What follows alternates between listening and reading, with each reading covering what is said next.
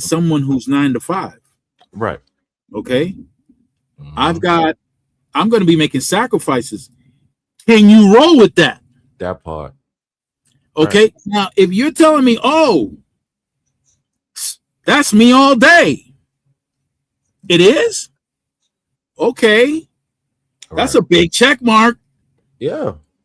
That's a tremendous. Listen, not only that, let me tell you something else about my plans financially. Mhm. Okay. I'm going to make some sacrifices there too. Right. What that means is that I'm going to get money coming in, Mhm. but I'm not going to be spending that money like that. I'm not, Right. because I'm going to take a portion of that money. I'm going to pour it into my business to expand my business, to create that foundation that Right. my business can stand, so that it can go beyond a certain time frame, Mhm. that 1 year mark, that 5 year mark that you need to pass in order for your business to survive. I'm asking her, listen, you hear what I'm saying? Right. Now, what about, hello, Sassy, hello, Tina. Um, now, okay, so now you understand that we ain't gonna give into our impulses and go Mhm. buying stuff that we want. We ain't Right. gonna be worrying about what other people's opinions are about where we stand socially and financially, Right. because we're gonna focus on taking this excess money when there's excess. And after we did what we needed to do with the business, we're now gonna invest the rest, because we're gonna increase our financial disposition Right. or position. We're going to increase our financial position, Mhm. because I want to be at a certain level where I can say, okay, you want to buy a car? Now we could do it, because not only can we use that money for that, but there'll still be more money coming in behind all that. Exactly. So we will create a but did you hear what I said? I said sacrifice. Do Mhm. you understand what that word means? Oh yeah. Oh, I'm with it. So what are you with exactly? Are you with the final outcome? Are you Yeah. going to start living right away when we're supposed to be on sacrifice mode? Are you going to start living right away, like Right. we're at the opposite end of that journey? Right. Because if you are, then we're not on the same page. Right. So what are you telling me? Are you deceiving me because you're looking at the end of the rainbow? Right. Hey, JC, good evening. Mhm. So what exactly? So now, if you're telling me yes, yes, yes, and we get into a relationship, I haven't mentioned the word marry yet, Right. because once you marry, you're locked into something that you, as a man, you already know you can get tore up from the floor up. Yeah. Your whole financial future's out the window, Yeah. Literally. right? I'm not Yeah. making that up. All right. You're right. If anybody knows my personal situation prior to my divorce from the evil one, because she was evil. Mhm. Hey, Golden Plush, let me tell you something. I was at a place where you wouldn't be able to believe it. You wouldn't be able to believe it. I was working. I had a state job. Mhm. I had my. I was a stockbroker, state job, owned a real estate property, Mhm. multifamilies, Mhm. and I had my CDL. For 5 years straight, I was working an average of 93 hours a week. Listen, I was going after that money. Right. I was not playing, Right. and it's all gone with one divorce, the evil one, gone. Mm. Listen, to work 93 hours a week on average, that's 2 full-time jobs and a part-time on a Yeah. weekly basis. Yeah. Okay, to build what I had. I was going to retire by the age of maybe 50. Mm-hmm. I was looking for homes in the Caribbean and in Central America. Nice. Okay? Mansions, not little huts. Right. And it all went to shit. All of it. And she was evil. And I'm not, and when I tell, a matter of fact, I don't even have to say no more. All I have to do is refer everybody here to a movie. It's called Gone Girl. Gone Girl. Go see Gone Girl. There's only one thing, and there were threats of death in this also, not from my end, from her end. As a matter of fact, her aunt called me while I was at a business trip in Dominican Republic, and she told me, listen, when you get back, you need to be careful. You need to be careful because I heard her talking on the phone with somebody. I don't know who the hell she was talking to, but she was trying to figure out how to have you killed without leaving any evidence. Wow. What? She attempted to poison my son, my oldest. Yeah. Listen, when I say she's evil, she is evil. Oh my goodness. And that's just the tip of the iceberg. She did so many things. It was just insane. Hi, Tiffs. Shout out to everybody that just joined in the chat. I see y'all. I appreciate y'all for stopping through. Yeah, and at any moment, if you want to address any of the people that are coming in from your end, you go right ahead. That's wild. Yeah, man. Listen. So, no, that was not her blood child. Hook it up. That was my son from a previous relationship. And I was raising her sons. And the crazy part was that she was lying to her kid's father until one day I told, listen, this ends right now. You better make arrangements. I don't care. I will take those boys to go see their father. You've been lying to that man for years and talking trash about him. She would receive phone calls from him so that he could talk to her sons, and she would not allow it, and then tell her sons that he never calls. I said, what? What are you doing? What are you doing? That's not right. Right. Dang. So I was so angry about that. Yeah. That I said, no. I drove them down there so they could see their father. Yeah, the father was crying. The father was hugging up on his sons, crying. That's evil as hell, man. That's evil, man. And listen, this woman was literally telling me that she wishes my mother's death. Literally. She would tell me that. See? And my mother had cancer. When my mother passed, and I was at the wake, there was a specific picture that we used for the wake. I don't know how this evil woman got that picture, but she got the picture and she sent the message on my phone with that picture and laughing. Jeez. Laughing at my mother's death. Bro, are you serious? And it was all deception. Crazy part is, my niece knew her. That's how I got to meet her. My niece knew her. Before I got married to her, I went to both my nephew and my niece, and I said, because what she presented was the total deception, man. Right. Total deception. I asked them, and my niece knew her very well. She knew her history because she revealed her history to her. It was disgusting.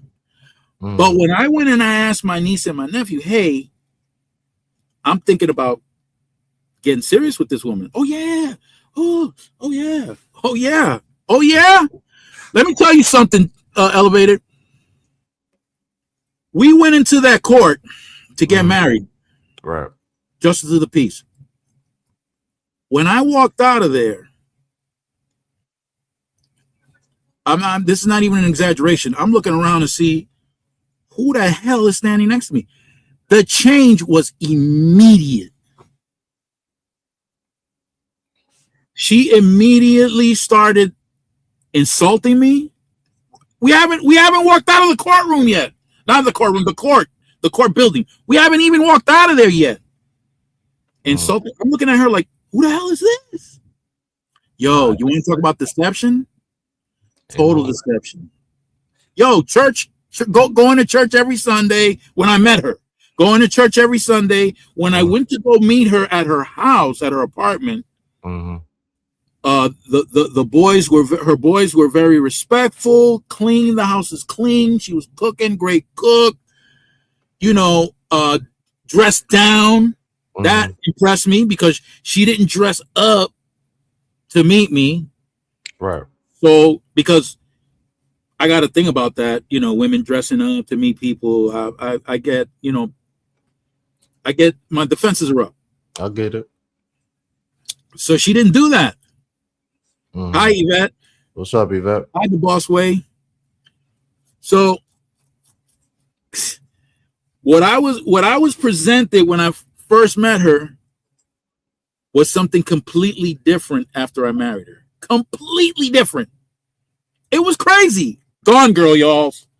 Go see the movie Gone Girls. And there's one exception, because in Gone Girls, the personality that Ben Affleck is playing, he actually cheated on his wife, which I didn't.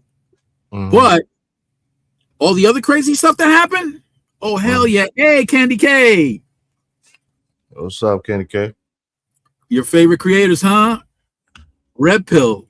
Okay, something, not exactly, but I got Elevated here to help me with that because it is a process. Wow, Tara Destroyer, my boyfriend's testicles were bitten off by a camel recently. Should I marry him? What? Yeah, I mean, I guess that's important. What?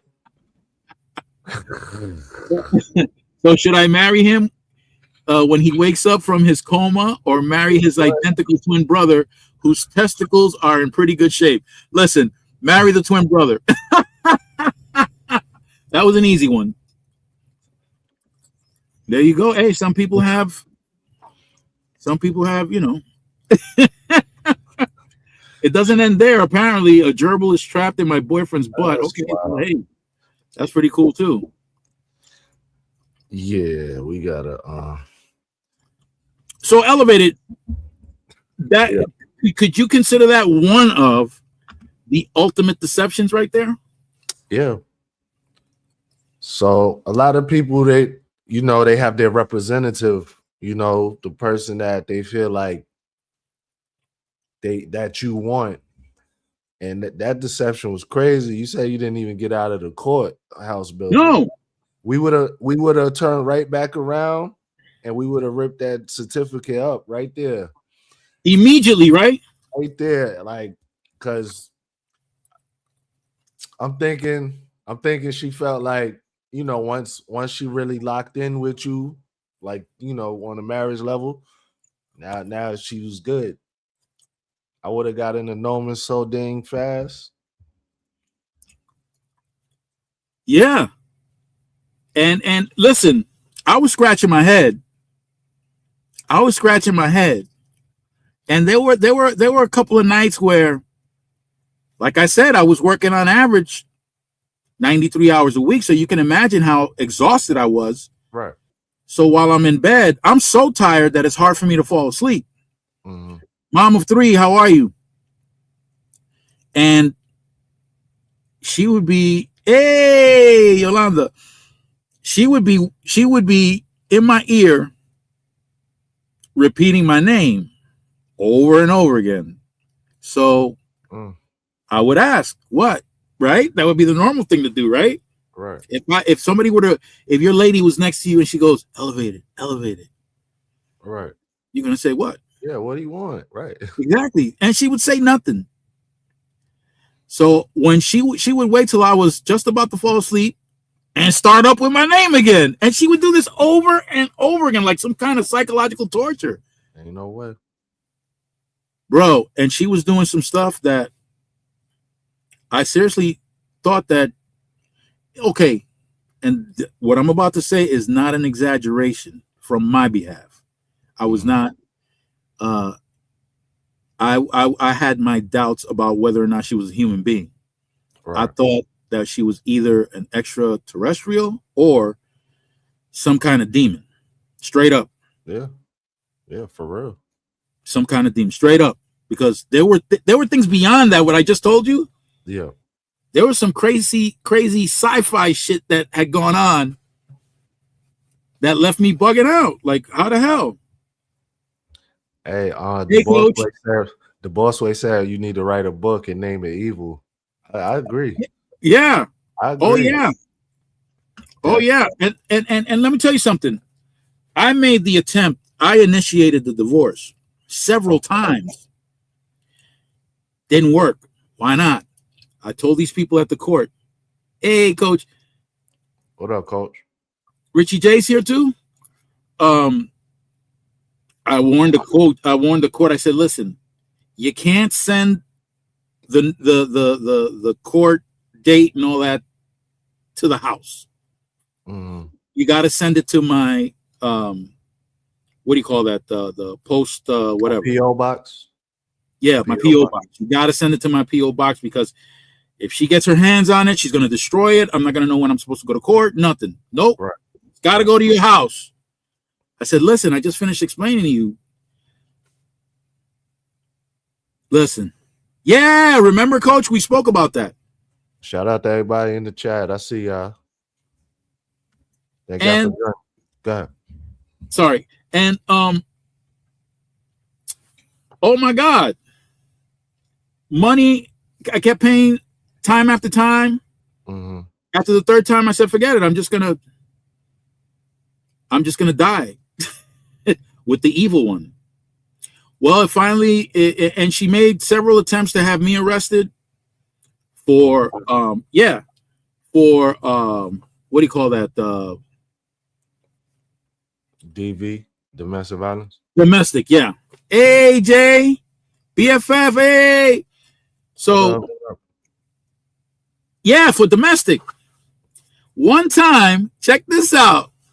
And Elevator, I want to give you a chance to talk. I'm sorry. But check this out.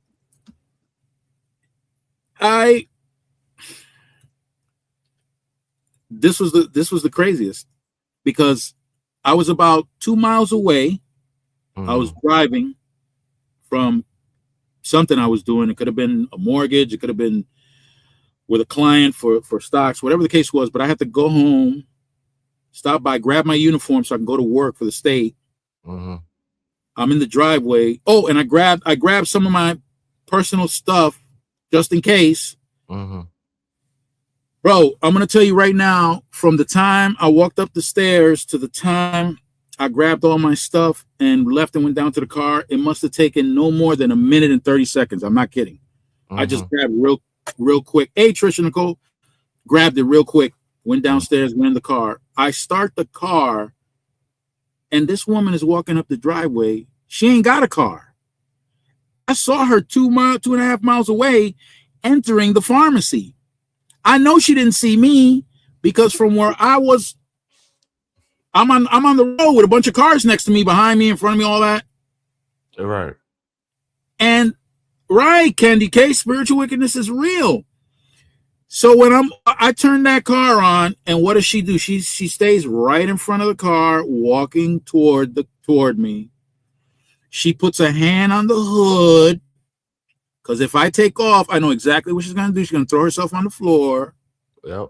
And scream. Talking about I try to run her over. She goes to the door to the passenger side, hands on the car, opens the door, sits down, and starts with the nonsense. I don't respond. I know women hate when you don't talk, but in this case, I thought it was the best thing I could do. Because talking would have it just No. Right. So I'm starting to pull forward and I'm telling her, listen, please, I have to go to work. This is the type of job that you can't be late 1 second. Right. So I'm pulling forward, please. I need to go to work. That's how we all eat, okay? Because she doesn't make money outside the house. Mm-hmm. She did give birth to 2 of my children. Let me tell you something. The way she wound up getting pregnant was absolutely crazy. You wouldn't even believe it, right? Because she threatened me that I would lose all my licenses, lose everything if I didn't do the horizontal mambo with her. Believe it or not. What in the world? Yeah. Yes. What? Yes. She would threaten me, and then she made sure that she was on top. And if I attempted to push, You couldn't. Yeah. Oh man. that was not an option. I'm telling you, wicked and evil. Look.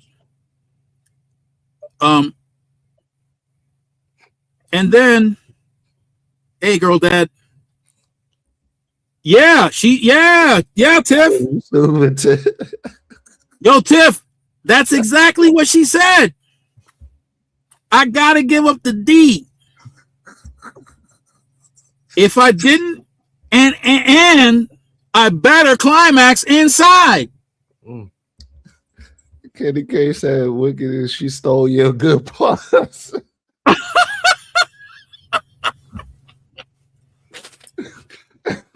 Yeah, that's how crazy it was. That's how crazy. Evil.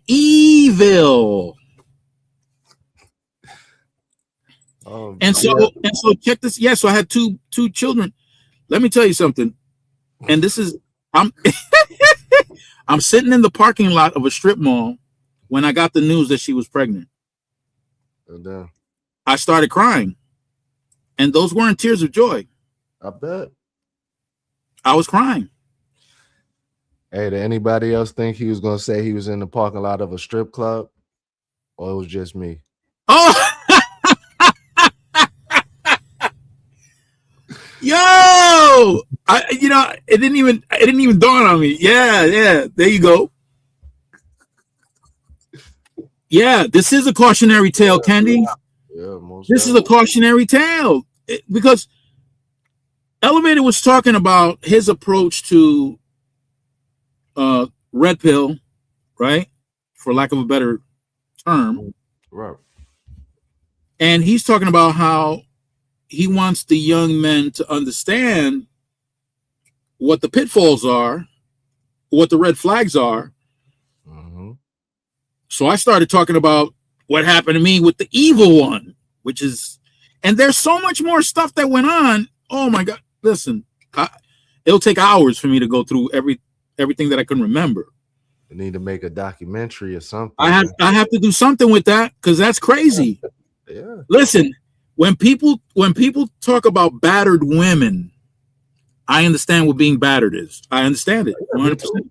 Me too. Because I didn't want to lose everything I built throughout the year. Understand? I come from the ghetto. I was raised in the ghetto. I get it. Yep.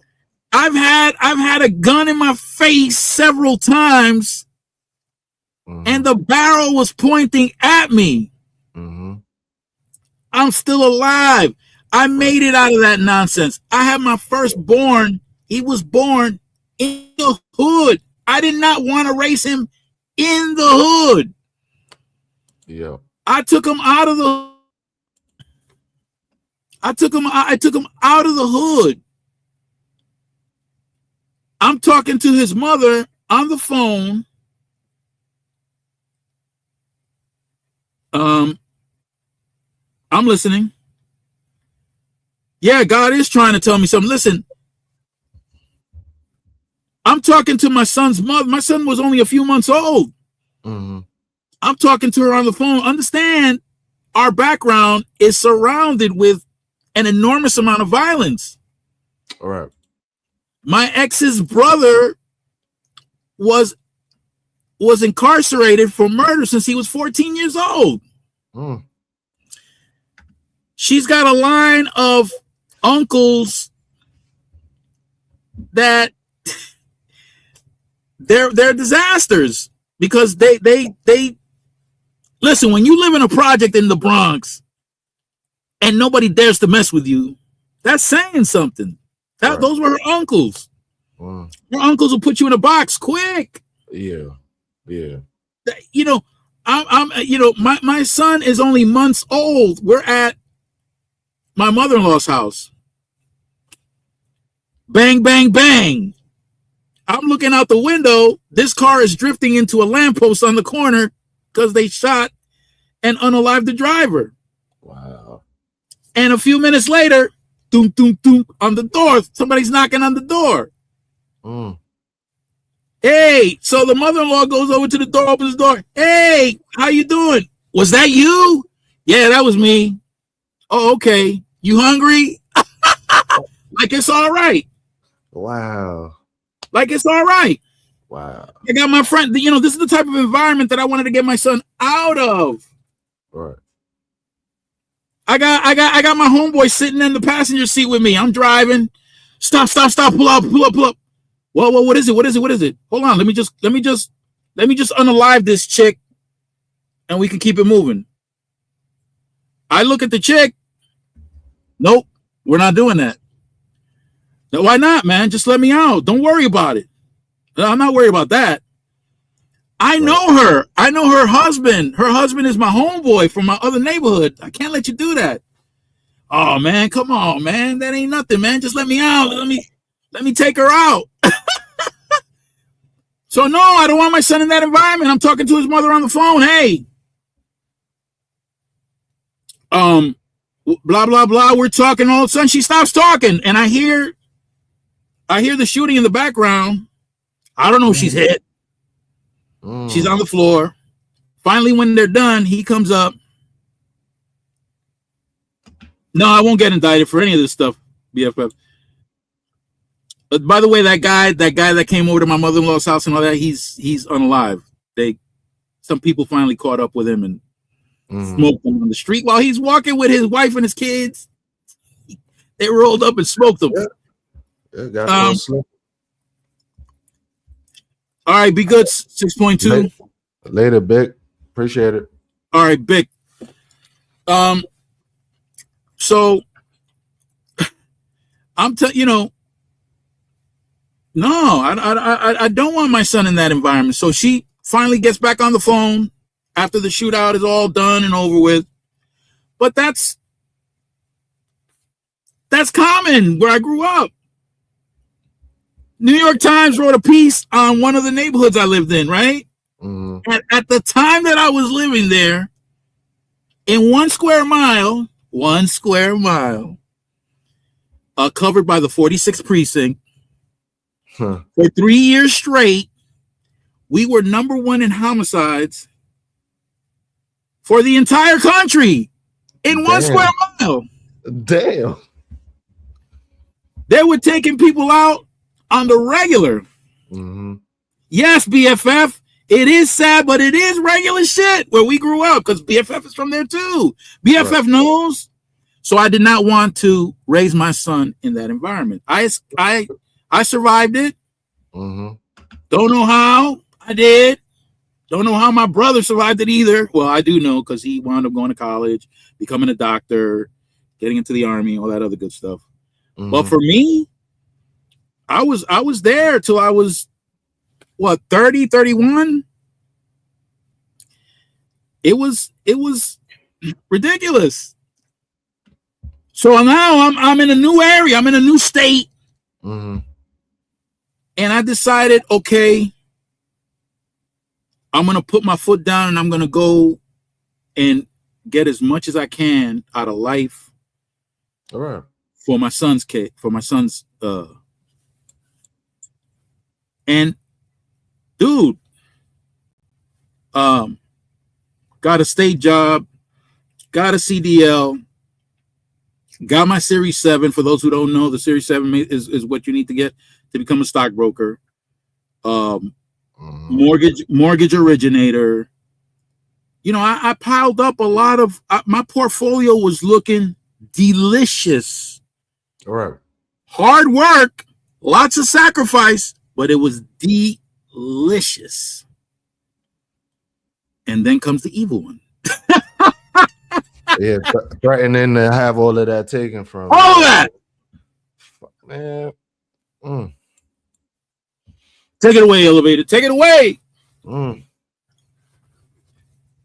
Listen, man. You saw the red flags, bro. Bro, You saw the red I flags. lived it. I lived the red flag. When we signed our marriage certificate and you flip immediately, That was it. you thought everything was gonna get better after that, man. Yes, I did. You're right. I thought things were going to get. You're absolutely right, elevator. I thought this was just, I don't know, maybe a moment. No, like you thought it was just a mood swing. Yeah. I thought it was a mood swing.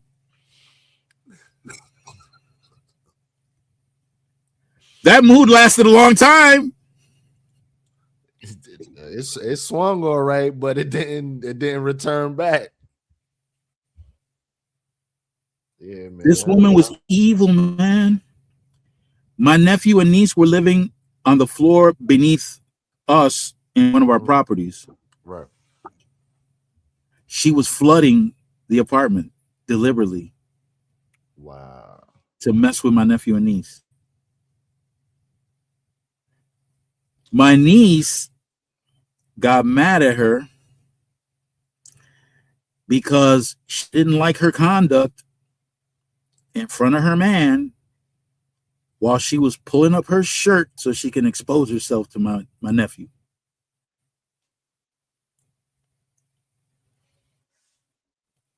What in the world? I get a phone call from my friend whose son hangs out at the house across the street. Mm-hmm. My friend is asking me what's wrong with my woman. I asked why. Because she's standing in front of the window with her tits out showing her son and her son's friend.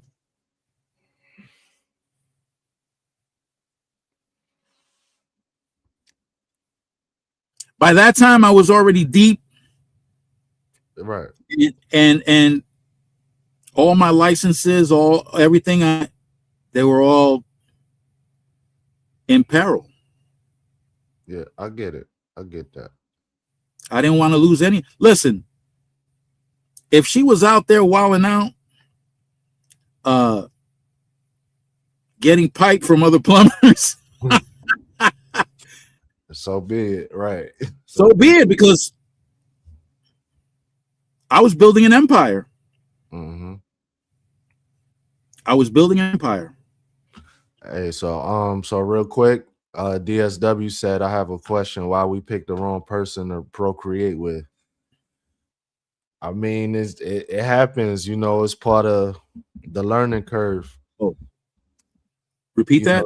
I lost you. It's like, why do we pick the wrong person to procreate with? I said, okay, it's part of the learning curve. It's not like we know this person was bad. We could only go off of the vibe that they give us at the time. And again, that's people with their mask on a lot of the times. The mask. But you know what? Elevated. I asked my niece whether there was a mask or not. Mm-hmm. She acted like there was no mask.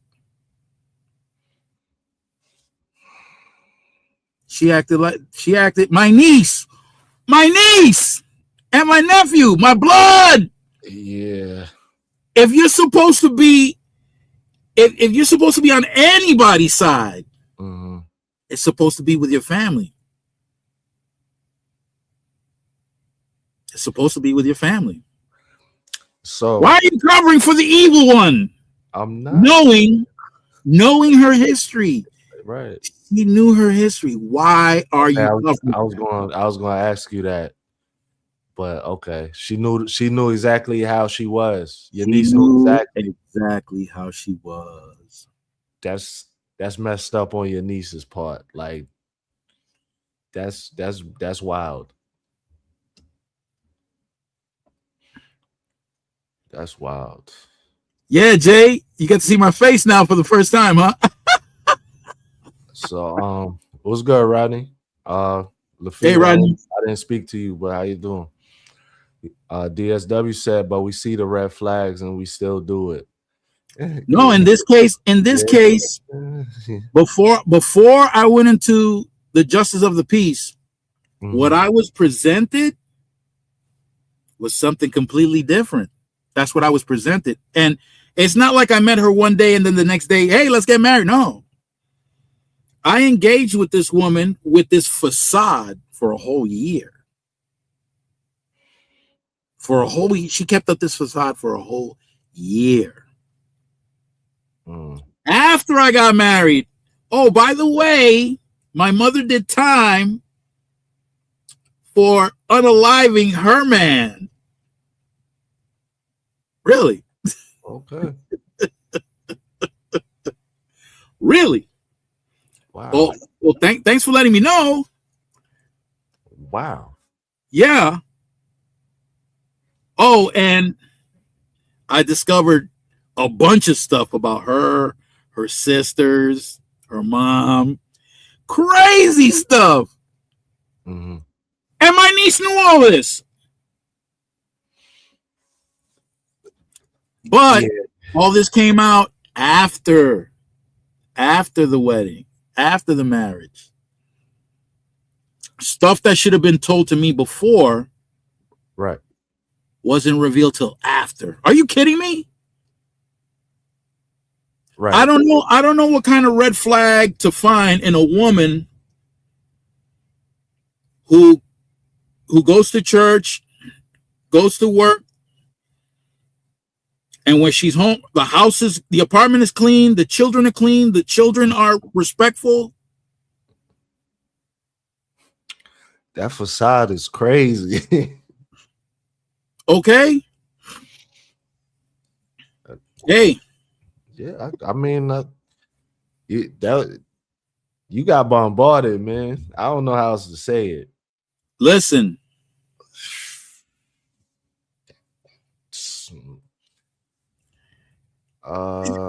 What's good, King Explicit? Shout out to What's you. up, King? Listen, I had my tenants from the first floor, the woman, come upstairs and mother F me to no end. I'm looking at her like, what the hell is this woman talking about? Mm-hmm. She's complaining about my wife, the evil one. Want to know why? Yeah, because that would make it more interesting if I told you. Nah. Look, she would go downstairs with the tightest shorts and this cutoff shirt, get up on a ladder and start painting while their kitchen door is open and the dude, her husband, is sitting right there, and he's getting all the goods. So when his wife walked in and saw what was going on, mm-hmm. she ran upstairs and she let me have it. Like, she's acting like I sent her down there to do that. But yeah, that don't need. Okay. Yeah. Okay. Oh. And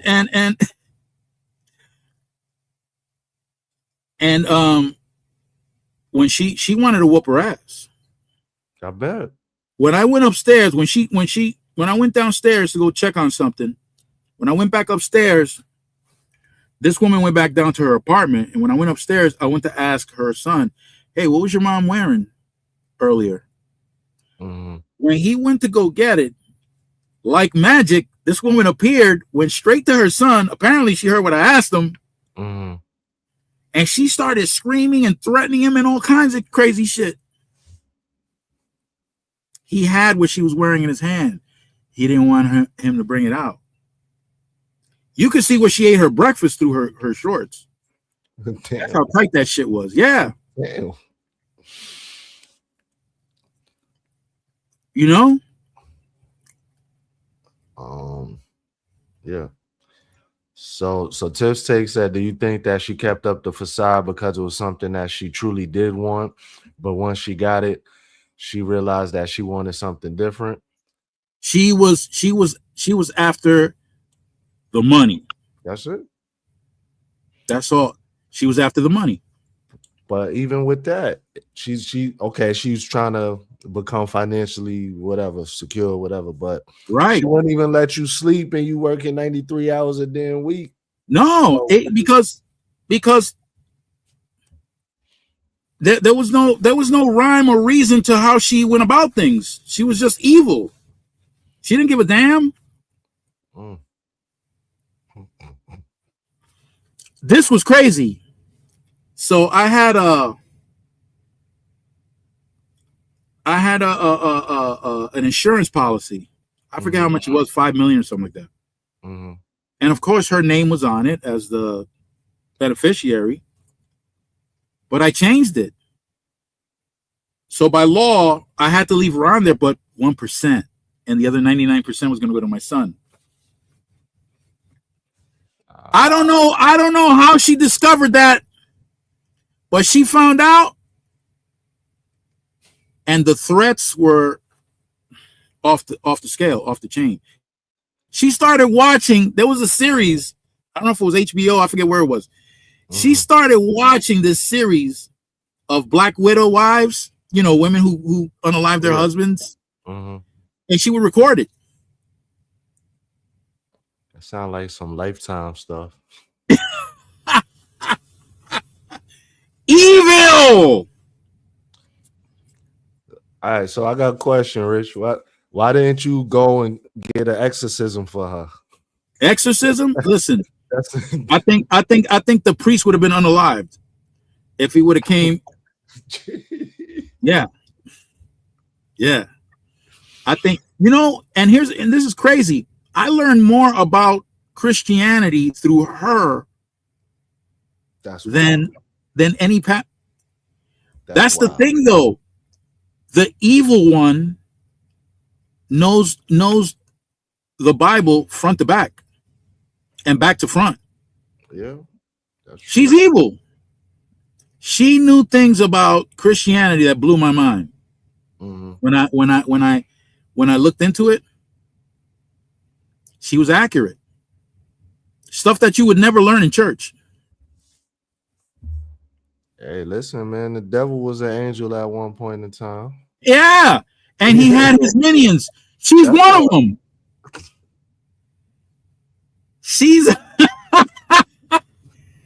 She's one of Satan's minions, or she might be Satan himself. I don't know.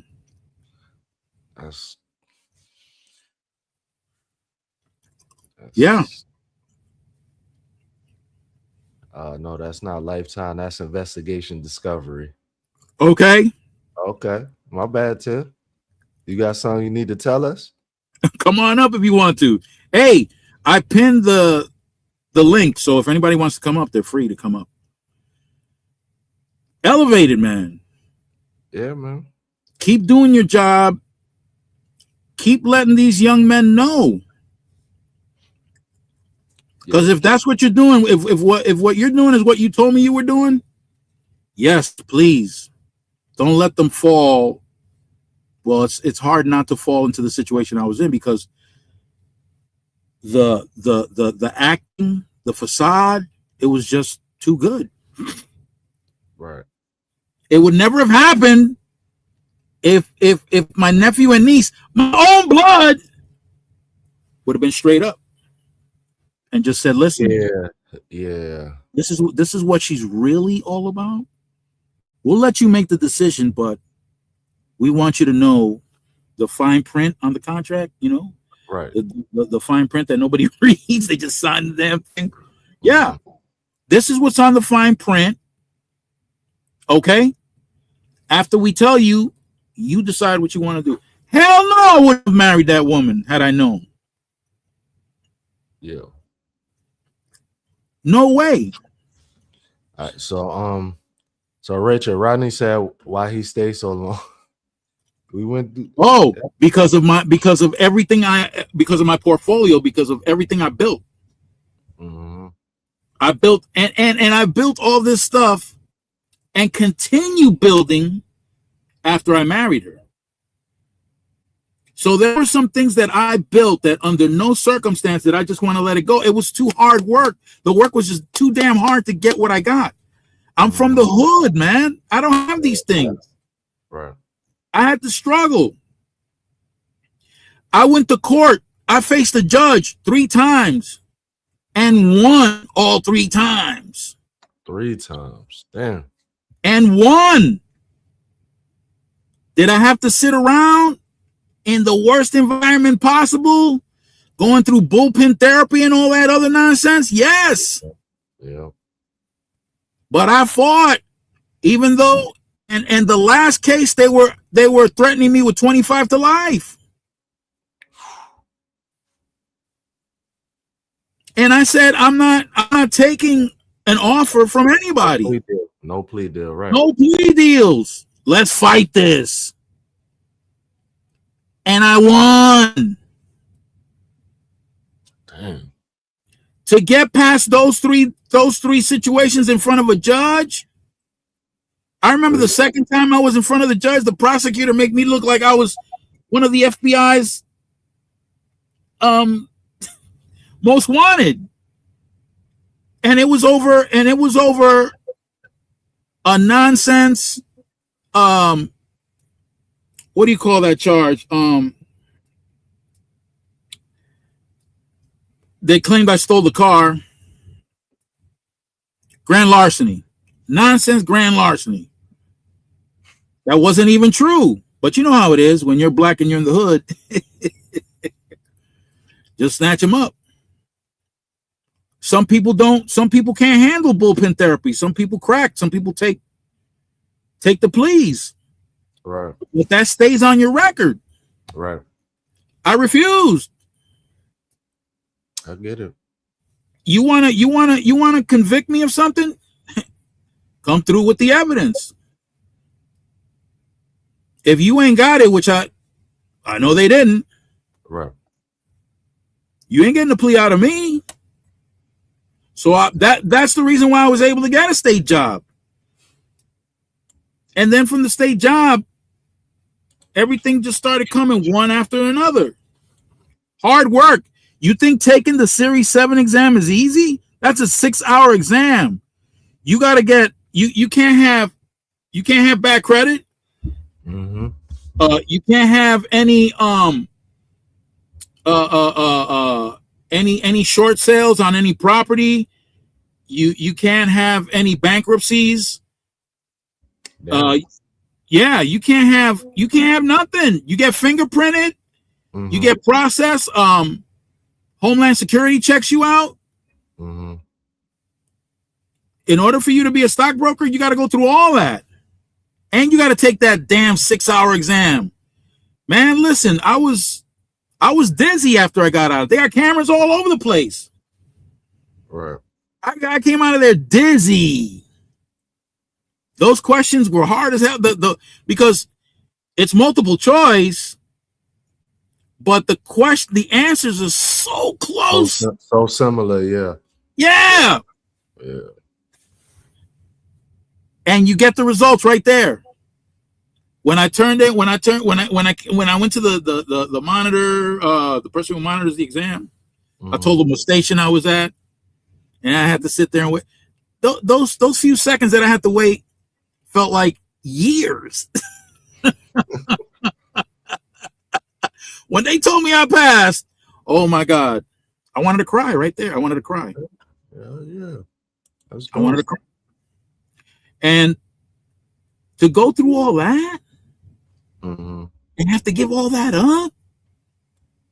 Mortgage originator. Oh, I had to get an insurance license also, a life insurance license, because in order for you to sell certain financial products like what do you call these damn things? Annuities. In order Okay. for you to sell annuities, you have to have a life insurance license, Okay. because annuities are a hybrid of uh, insurance plus investment products. Okay. Listen, to go through all that, my CDL, All right. all that stuff, to build the portfolio that I had. What? To just walk away from all that? No, I don't think so. I don't think that would have been for me. I wasn't trying to do that. Hey, what's good, Cali? What's good, Looney? Anybody else I missed? Hi, Looney. Hi, Callie. Yeah. After getting out of the hood, I get it. I get it. to do all that, and then to have somebody completely sidetrack you, completely take you out the game like that. Well, I wound up having to get out of the game anyway, because after the divorce, I lost everything. She didn't get any of it though, but I wasn't able to keep mine.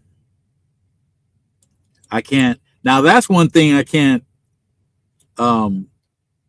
divulge about how that happened specifically. Okay, right.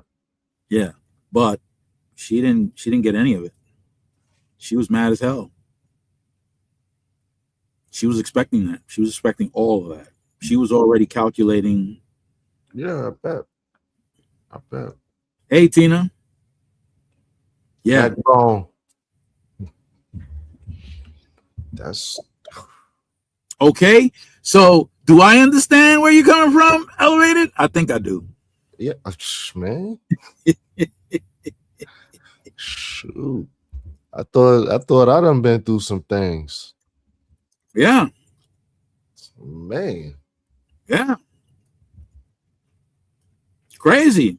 The evil one. Evil. Yeah, for sure. Mm-hmm. For sure. I don't know how old Callie is. Callie, how old are you, man? Callie don't know about the people I grew up with. DSW does. Oh, how she was raised? Okay, so she was raised in Puerto Rico.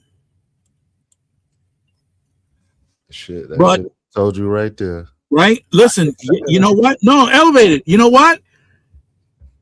I gotta say, I've been in many relationships with Puerto Rican women, and let me tell you, you got to be careful. There's a common theme there. There's a common theme. Yeah. You got to be careful. Yeah. Hey, it is what it is. It is what it is. Mm-hmm. Yes, Callie. Thank you for writing it out. I'm not going to say it, but thank you for writing it out. Yes. Yes. Yeah, man. Yeah. That's a reality. That's a reality. Listen, I was born on that island, but I ain't going to front. I'll tell anybody, listen, try finding something else, please. Make an outstanding effort to look somewhere else, please. Because, hey, it's unfortunate, but that's what it is. Right. That's what it is. My wife from Albany houses, Crown Heights. Oh my God, in Brooklyn. You from Brooklyn, Cali? Yeah, she's wild. I can understand that. Yeah. Okay, she's an exception, DS. She's an exception. But I'm gonna tell you right now. Oh my goodness! Listen. Don't get on her bad side. Oh, look, and it's easy. That's an easy thing to do. Yeah. To get on their bad side, real easy. Yeah. No, man. Cali, DS knows these people. So, you know, I grew up with people like Lenny and his brother. We used to play football together. They made a a crew, because that's what they were called at that time. Mm-hmm. They weren't called gangs; they were called crews. Okay, so they made up a crew known as the Red Top Crew in the South Bronx, and they nicknamed themselves the Cowboys. So in the press, they were called the Wild Cowboys. They made a book about them and everything. Yeah, they were supposed to make a movie about them. Okay. During court, it was a list of 15 pages, a 15-page list of all their victims. 15. These guys were unaliving everything. There was this one crackhead that owed $3. They smoked her for owing $3. Wow. Yeah, for $3 they smoked her. Yeah, Wow. they were smoking everything. Yeah, and they finally got caught, but they got caught on state charges, not on federal charges. Okay. And I think this dude that I was associated with some of the guys that worked for him. Mm-hmm. These dudes, this dude, George Rivera, they used to call him Boy George. He was in the dope game, but he got shut down. And he was another one. Hey Nisha, Antoinette. What's up, Nisha? And you know, they're not they're not positive influences, okay? And a lot of times you could wind up getting alive yourself just for being associated with these people. So, you know, I have my head on a swivel all the time, being around these people. So I got out of all that nonsense to work as hard as I did, to acquire the things that I did, to what? Just give it up? Hell no. Yeah. From Matthews? Oh, so DS, you know, I used to train on Featherbed Lane. You know where Featherbed Lane is because it's close to where you live now, or where you're staying now. I used to train there with Reno Morales. Yeah, man. So okay, Elevated. So there you go.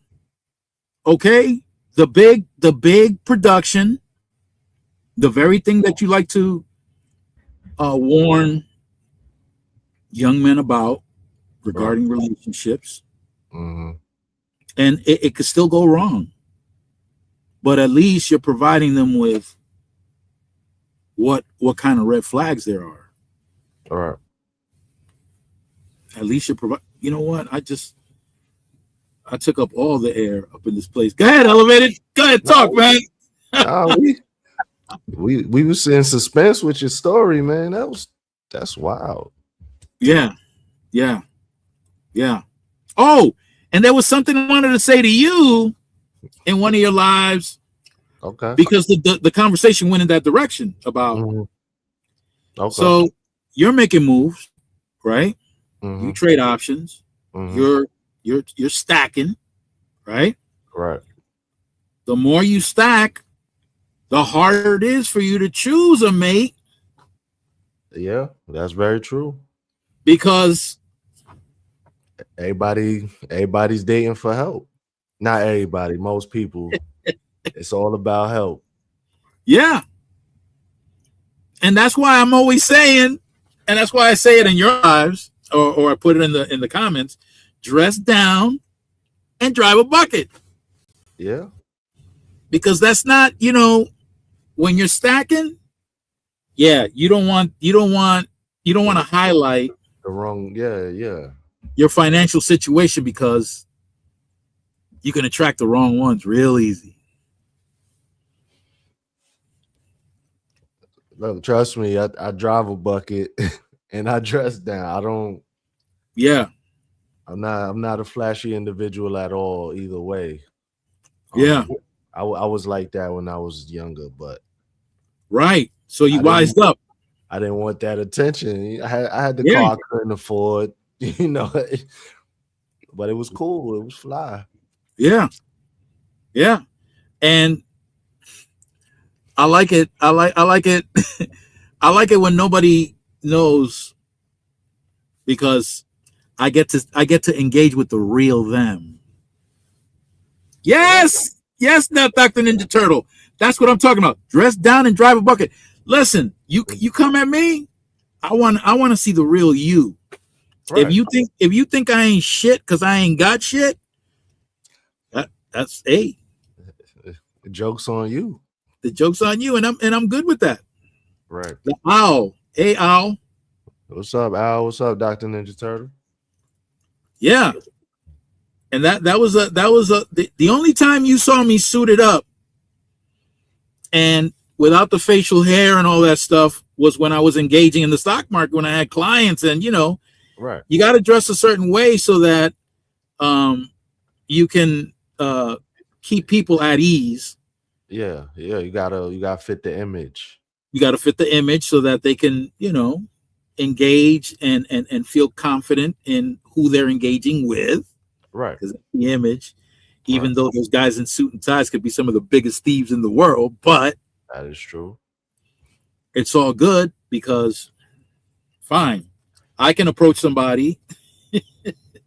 They won't pay any attention to what I got to say unless I use certain terminology around people who understand the terminology, and then they know, oh, wait a second.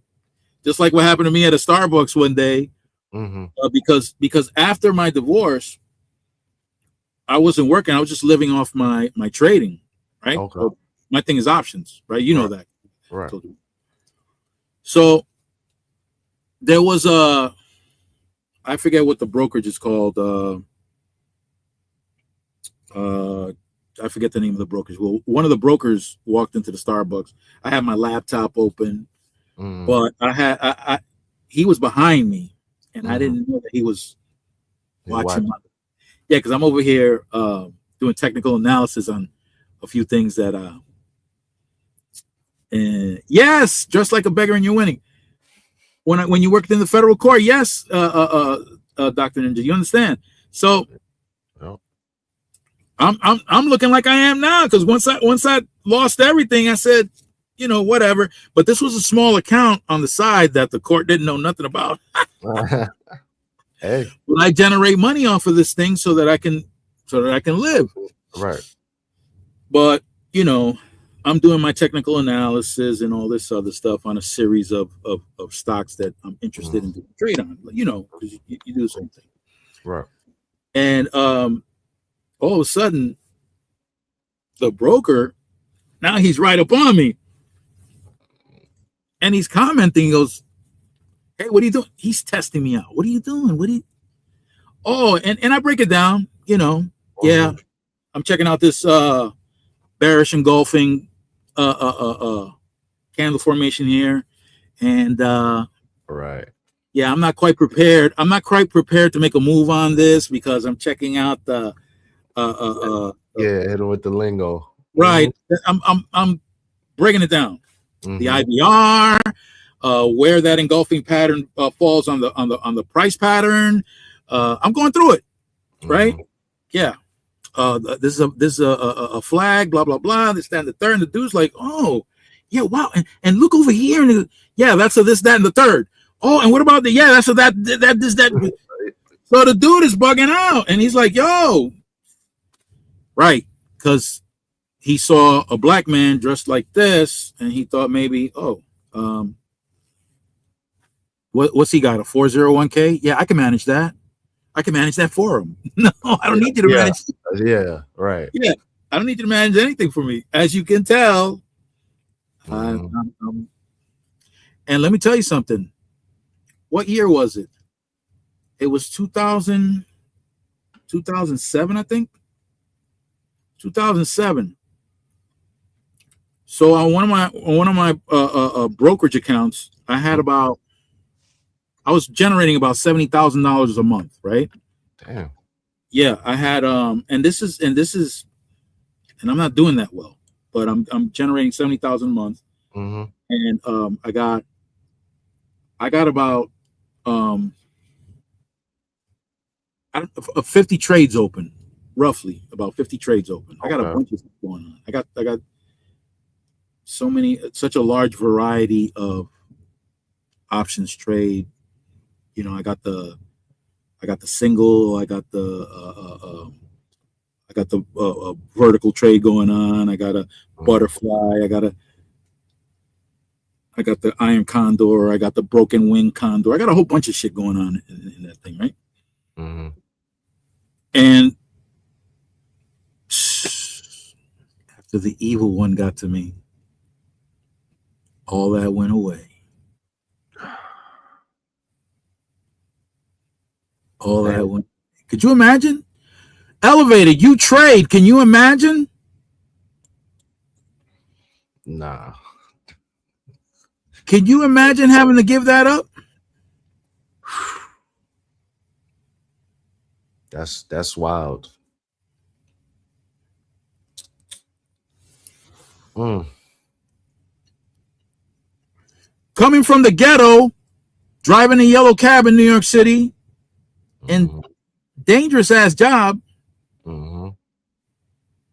I was held up at gunpoint 3 times doing that.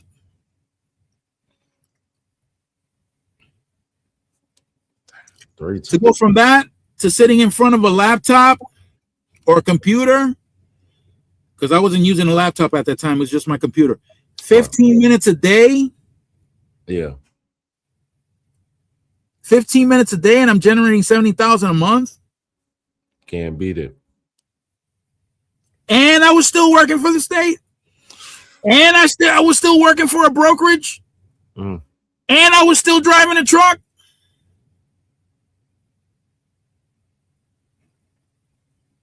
Come on now. Do you just walk away from that? Elevated, do you just walk away from that? Nah. So I think it was Rodney that asked. Yeah, that was right. That's why I try to stick it out to the best of my ability. Mm-hmm. That's why. Coming from the ghetto to that 70,000, and that's when I was making. I breached that. I breached the 70,000 a month. Right. I breached all that. And my account started growing exponentially, crazy. When we went through 2008, when we had the financial crisis, I was making even more money.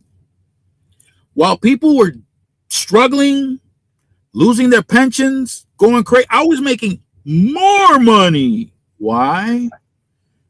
Because the implied volatility was much higher. Yeah. Yep.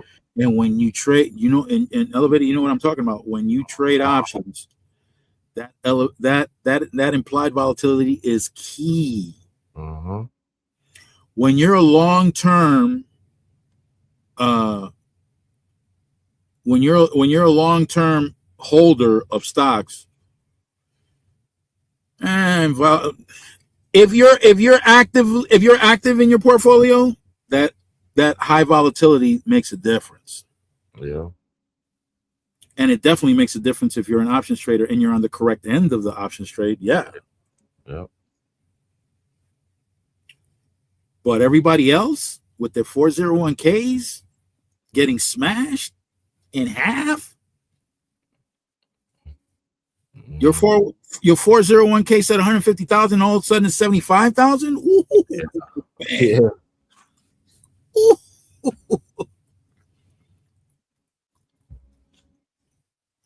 But not me. That's when I was making even more money. More money. And then 2009 comes around. I got to start shutting everything down. And by 2010, it's over. So in June of 2010, my mother dies. And we start finalizing the divorce. All at the same time. State job, I had to let it go. Because emotionally, I wasn't all there. Right. Well, I'm usually not all there anyway, but it was worse. Mm-hmm. Yeah. Thank you, D. Thank you, DSW. Yeah, man. y'all better elevate it. So when you go and you put out your content Mm-hmm. over that subject matter, yeah, man. I'm here to tell you, I'm glad you're giving them the warning, man. I'm glad you, and I'm glad you came up and helped me Yeah, yeah. understand, because it's not a topic that I really immerse myself in. Hey, Lisa, What's up, Lisa? it's not material that I really get into all that much. Right. But I maybe because it reminds me of what I went through, and I don't care to remember it that often. Yeah, I get it. Yeah, I mean, I could only imagine having to go through that situation. it's insane. And when I start telling people, the most common question is, "What did you do to her?" Why does a man have to do something to? Why? You think while I'm working, you think that while I'm working 93 hours a week, you think I'm going to have time to be Right. doing anything to her? Right. No. Yeah, Dr. Ninja, and it's very painful. I have to wait to start over. I can't just start over. It's been what? It's been 17 years, and I can't start over. I have to wait 2 more years to start over. And when I do start over, in the meantime, I do teach people how to trade options. So it stays fresh in my head. It never leaves me. Right. But yeah, 2 more years, I'll get started right back up, and I'll bring up that portfolio up to at least $1 million very quickly. Very quickly. Oh yeah. Because of my children with the evil one, Homestead. Because of my children with the evil one, I gotta wait 2 years. Yep. Yep. That's 16 and 17. And I have no interaction whatsoever with those children. None. Zero. Because the evil one always wants to be in the middle of it, and I want nothing to do with the evil one. She's evil. She's dangerous. Yeah. She's just dangerous. She looks for any angle to continue a destructive path. So y'all better start listening to Elevate. Everybody who's young and up in here right now, y'all better start listening to Elevator when he puts out his content about watching out for the red flags. Yeah, you're living it too, right, Homestead? Yeah. Listen, it took me a minute to catch on. I paid child support for 18 years. I started building after. Yeah, Dr. Ninja Turtle, you understand what I'm talking about? Yes, because if you were building during that time, they would have been increasing your stuff. Yeah. Your payments increase. Yeah. Smart man. Yeah.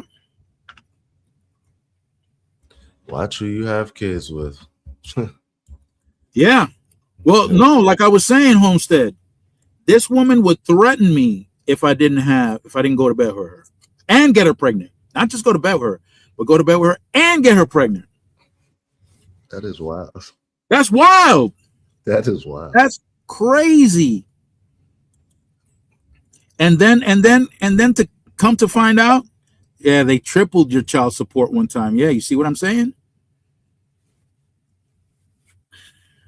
And come to find out, this woman was sending pictures of my fang while I was sleeping to her sisters. What? Who does that? The evil one does that.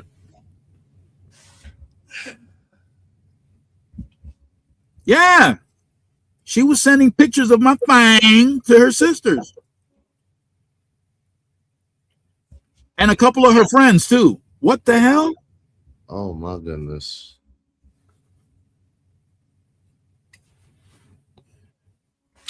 Yeah, Richard. My niece and nephew, they would be disowned from me so fast if they did some mess like that. I don't reach out. I don't blame you. And to top it all off, I got them out of Philly, out of the worst parts of Philly. I got them out of there, helped them to move to the state that I was living in, Mm-hmm. got them an apartment and everything.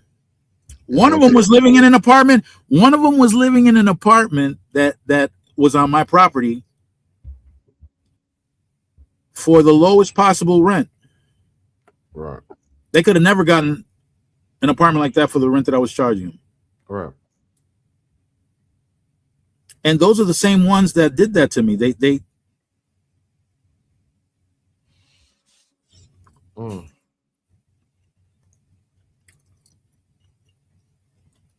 And then there was this oh my God. Elevated. I'm in Philly. Yeah. Helping that same nephew. Mm-hmm. This is before the revelation. Mm-hmm. This is before the question asked.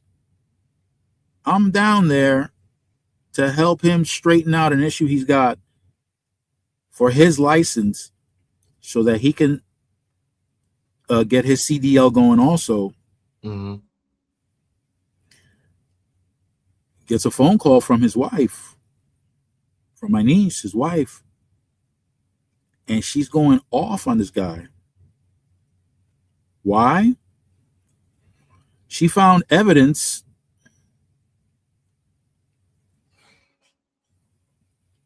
in the kid's room with some Diddy oil. Oh. The thing was that lubricant was in one of those plastic baggy type things mm-hmm. that are really hard to open. Yep. You would need to cut it. Yeah. And it was in the kids' room. And the daughter, which was the oldest one, mm-hmm. she was too young to just open that thing by herself. All right. So, of course, his wife is saying, what the hell's going on here? So while I was in the hospital tending to the young one who was sick, you was getting your groove on with the evil one? What? My nephew elevated?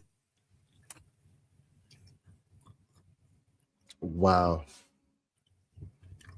That was the accusation. I could believe it. I believe it. Now, during the divorce process, before the actual divorce actually started, I wanted to have evidence against her. Yeah. So I could protect myself, my finances in court. Right. So I asked him straight up, hey, did you bang her? And listen, I'm not asking because I want to hurt you or anything like that. I really don't care. If you did, I don't care. But I do want to know so that I can protect myself in court. Oh, no, I would never do it. My uncle, I would never. Yeah, right, whatever. Yeah, okay. Not after that argument with your wife. Yeah. Yeah. I mean, Wow. So what do you think, Elevated? Should you warn these young men about the red flags? Yeah, of course. And I mean, it doesn't even just have to be the young men, because there's young ladies that watch that type of content too. I don't know why, but I mean, it's a general type of content. So it's very popular. what is it? It's like they call it unisex or whatever. Okay. Um, but yeah, uh, we just gotta do better, you know. That's crazy. What?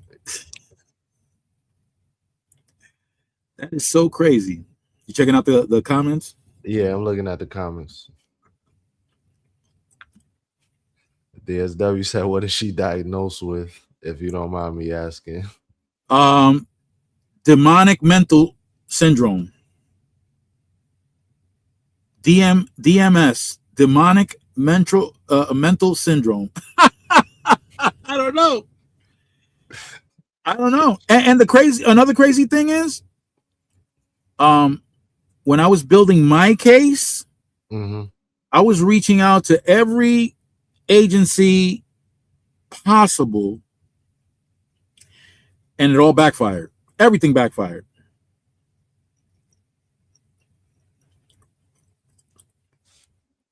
It all backfired. Check this out. So I drained one of my accounts. Mm-hmm. It was the biggest one. Mm-hmm. I drained it. Got rid of that.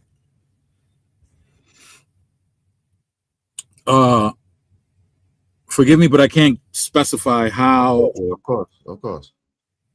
But it was drained. Mm-hmm. Of course, I left some money in there so it wouldn't look too crazy.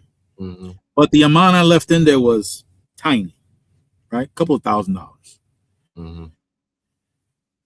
I never wrote down my login information. Never. I never wrote it down on a paper. Nothing. It was all mental. It was all right. So I'm in court, and she presents to the judge a copy of that account.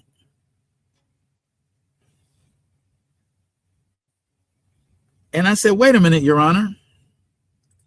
How did she get that? I never even wrote that information down. How was she able to? Right. The district attorney was there to provide some kind of legal guidance for her because she was going to go on state benefits. Mm-hmm.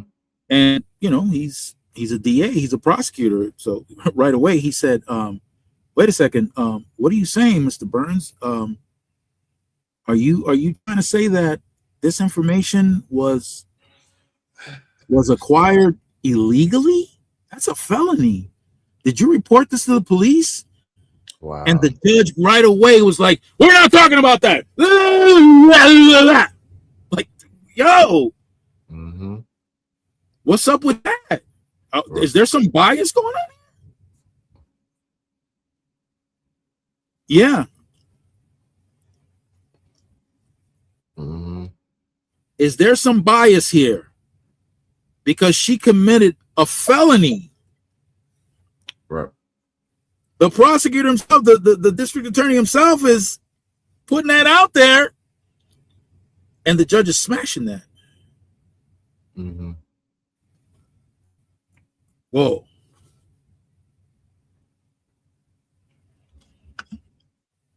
DSW, see? Okay. So let me tell you something, DS. If any, let me give you a heads up now. If anybody tries to do something like that, you make sure that you go through the proper channels where you won't get caught doing that. Because if you get caught, that's a felony. The judge in my divorce was saying, where's all your stuff? I said, what stuff? What stuff? Don't play with me. Okay? You got a license for this. You got a license for that. You work for the state, this, that, and the third. Mm-hmm. Where is your stuff? Your Honor, I don't know. It's 2009. You know what happened to? Don't give me that. I own property too. Said, Your Honor, well, in my case, I don't. I'm going to have you investigated. And if I find out you've been stashing your stuff, you better get ready. I didn't know what she meant. Mm-hmm. I didn't know. Many years down the road, I was having a conversation with somebody, Mm-hmm. and they told me, listen, dude,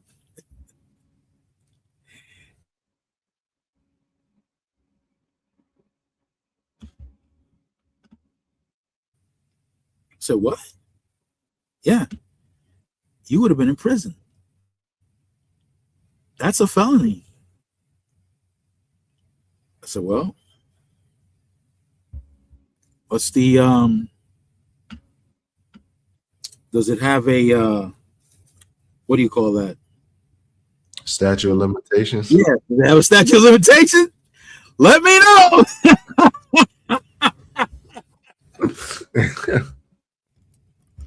Yeah, the boss way. I have been. Crazy, crazy stuff. I was invited to have a book. They wanted me to write a book, but I'm lazy. If it wasn't for that, I would have done it a long time ago. It's crazy. Listen, you know how all right, so I was born on one island and my family's from another island, Mm-hmm. right? So I'm born in the United States. I have to get my passport when I was a year old in order to go to the other island. So in that other island, my father was in government. You know, he had a lot of status, big time. Mm-hmm. So the new president did some stuff that got my father pissed off. So he went back to the island that I was born in to set up a coup against the president of the island he was from. Wow. And they used to be homeboys. They used to be tight. But he Wow. set up a coup. He was going to take him out. Mm-hmm. And if it wasn't for my mother's cousin who gave us that phone call, we would have been wiped out. So we got that warning. We Mm-hmm. packed it up and we went to New York. Wow. I was 3 years old when I arrived in New York, in Washington Heights. Yeah. Not far from where, just a couple of blocks from where Malcolm X was unalive. Mm-hmm. Yeah. Matter of fact, what was it? That was 1968. So when was Malcolm unalive? What year? Might have gone down close to the time when I arrived. Yeah, something like that. Yeah, and it was downhill since then. Because we only lived in the hood, man. All right. I watched when I was 10 years old, I watched my father get jumped by 4 people. They tried to kill him. They hit him across the head with a bat. I'm watching him grabbing his ear. They caught him across the head, man, and he had this big ass knife. He was ready to slit one of their throats, and when he was about to yank that knife, they hit him across the head. So it was crazy. I was outside watching all this go down. My brother was put in intensive care like weeks after he arrived. You think so, Callie? Yeah. So that was a whole lot of fun. My mother almost lost her life on the train. Good times, man. Good times when Yeah, good the train times. Yeah. is something else, man. Listen, the train off the hook. Off the hook. Off the hook. Mm-hmm. I've seen things on it. My brother was wild. My older brother, Mm-hmm. he was actually having relations with a woman in between. In between the train cars. Yeah. Yeah. Yeah. My brother was wild like that. Yeah. Mm-hmm. Well, and yeah, those were listen, those were wild times. Right. Again, I survived all that crazy stuff to move to another state, get my son out. Mm-hmm. Okay. I got my Series 7. I got my property. I got my Mhm. CDL.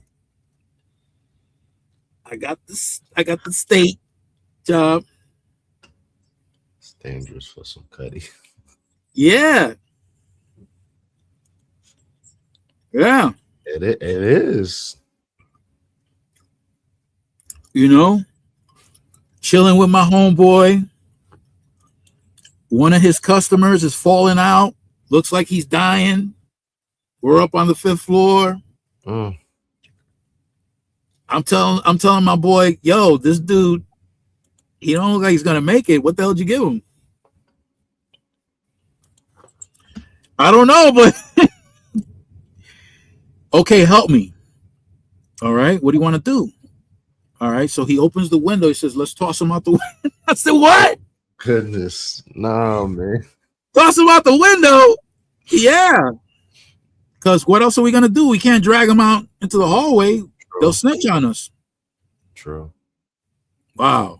Okay, so I grab him.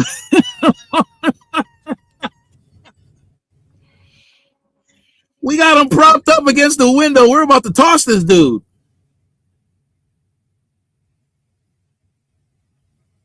Yeah, that's true, Ninja Turtle. But I gave it up. I didn't renew my license. And by the way, when I opened up my accounts, of course, I opened up my accounts as a professional. You know, when you open up your accounts as a professional, you got to pay a monthly fee, Mm-hmm. all that good stuff. Yep. So we got this guy up by the window. We're about to toss this dude from the fifth floor. I'm trying to figure out how the hell what the cleanup is going to look like because eventually, but he had the superintendent in his pocket, so it was going to happen. But I hear this guy grunting, and I tell my boy, yo, hold up. He's alive. That's why. And my homeboy said, he's alive. He says, yeah, he's alive, man. He said, fuck it, let's throw him anyway. I said, no, dude, no. No, we don't need this. We don't need this. I convinced him not to, another person I convinced not to. You know, these are dudes that I hang out with that are my friends. We drink together, all that good stuff. Mm-hmm. But they're homicidal. They got bodies under their belt. This is nothing to them. This is what? No, I don't want to raise my son in that environment Right. with his uncles going around unaliving people and all that good stuff. Mm-hmm. Yeah. No. Yep. Yeah. What did Cal Stank say? Good start of this new week. Waiting for this tooth to fall out. She not letting me pull. Oh, your child? Yeah. Okay. I have to be careful who I associate with. Yes, you do, Dr. Ninja Turtle. Yeah. Because you worked for the government, didn't you? Listen, I've got family members that are in position of power here in the United States that I try not to reach I try not to reach out to because I don't want them to get, one of them was actually applying for the CIA. Oh.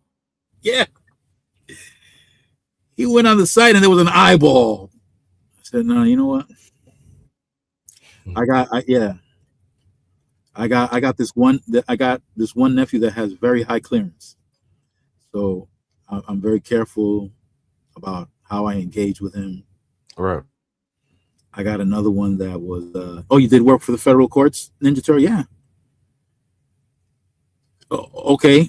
Oh, you drove a getaway car? Yeah, so you definitely got to be you definitely got to be careful. Yeah. I got another nephew who's an economist. He worked for the CIT bank.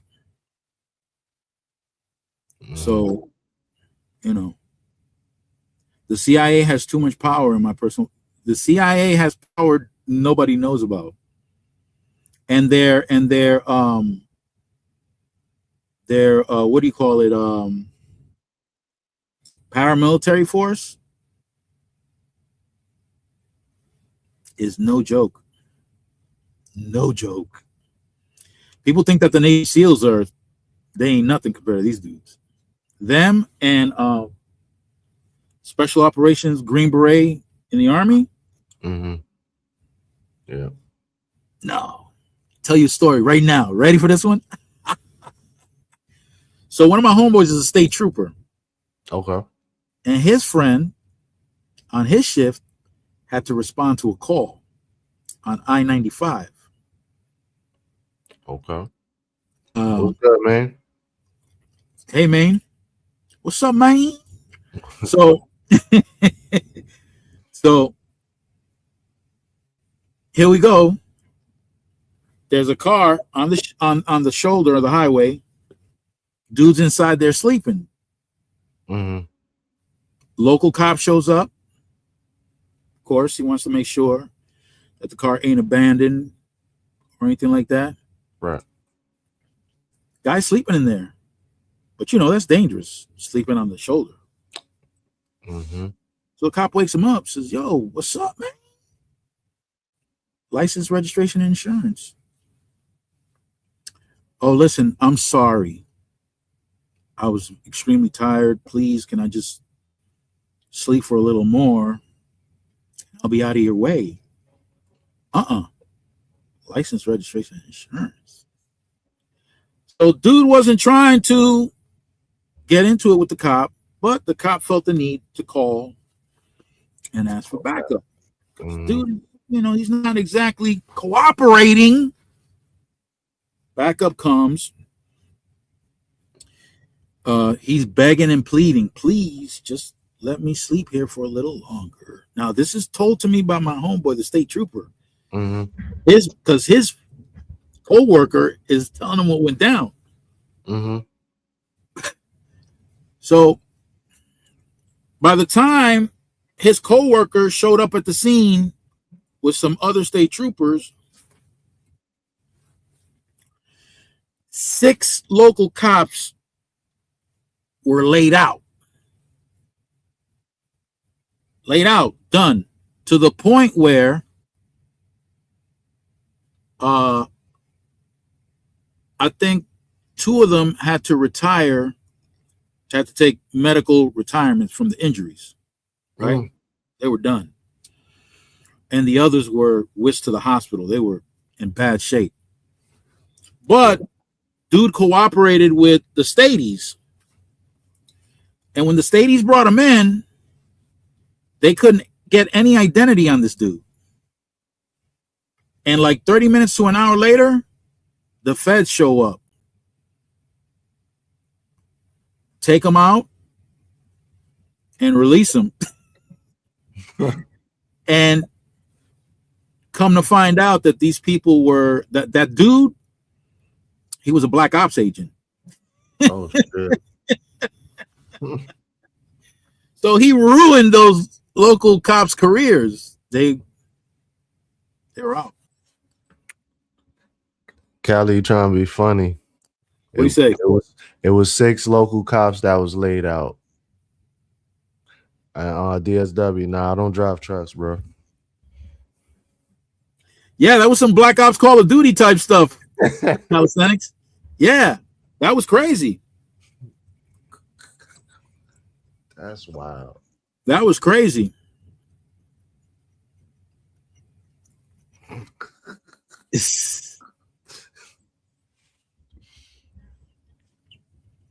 those Green Beret dudes, they're those Delta Force dudes, they're no joke. Mm-hmm. My brother served with some of them when he went out to the Gulf. Mm-hmm.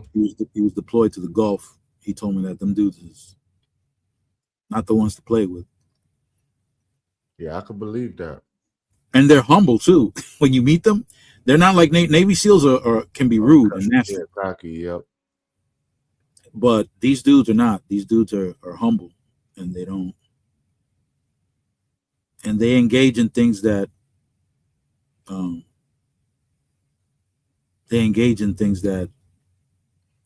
aren't even on the books. They get sent out to do things that They're not even accounted for. That's what happened to this dude, Benavides. This dude is crazy. This dude is the original Rambo, bro. The shit he threw. This dude got shot I don't know how many times, stabbed. In this one mission, and he couldn't get a medal of recognition for everything he did.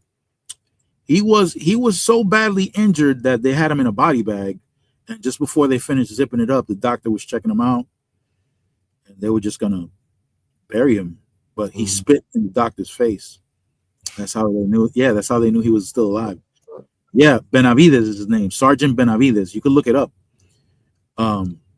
He was Delta Force, and the reason why he didn't get awarded for that, it took like 20 years for him to get awarded for that, and that's because that mission that he was on didn't exist. Okay. Yeah, so they couldn't award him.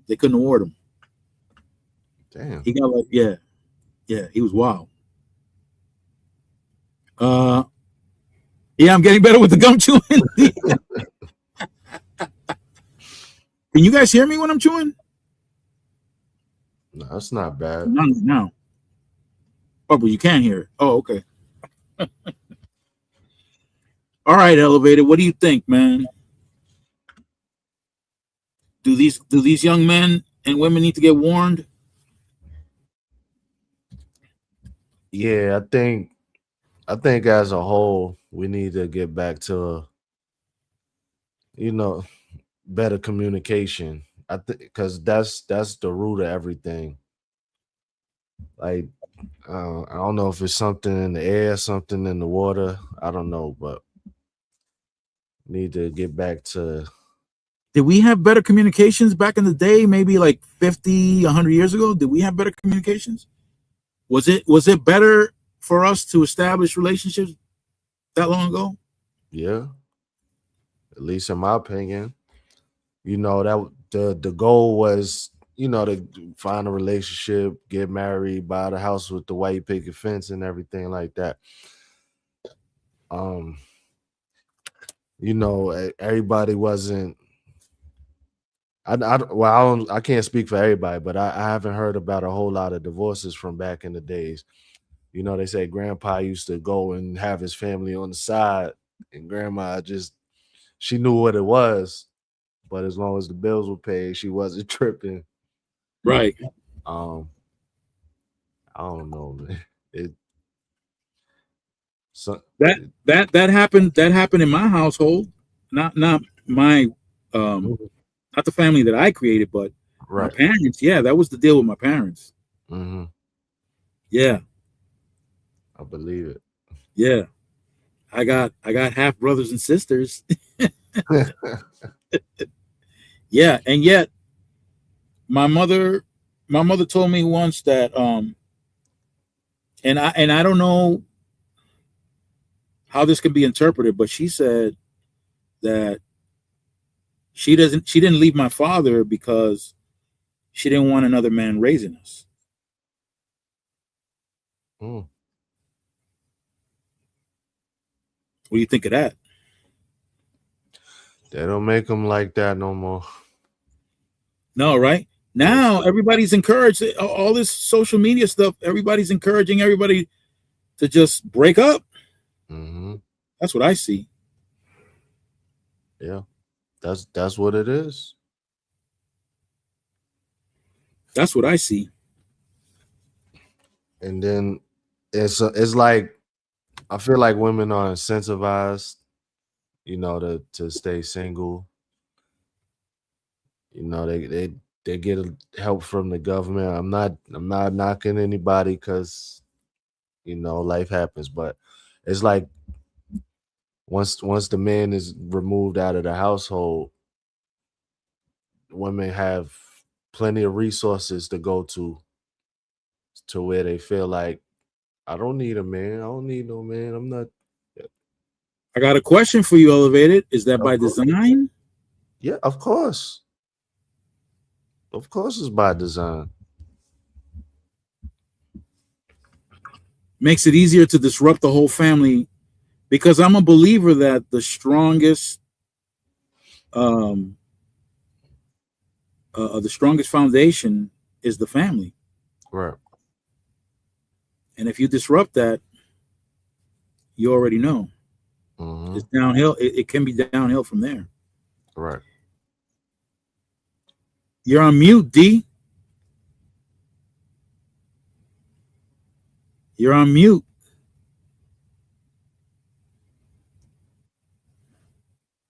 Try now. Yeah, hello, 1 2 1 2 1 Yep. 2. You good? Y'all can hear me? Yep. Hello. Okay. We can hear All you. right. Yeah, you. Hold on. Hello, 1 2 1 2 1 2. Oh wait, hold on. Let me turn the laptop down because I got the phone and the laptop going. Hold on. Yeah, y'all can hear me now. It's better. There's no echo. Yeah. All right, because you were saying something about not to cut your wisdom. Elevated chill, right? About the sisters or whatever.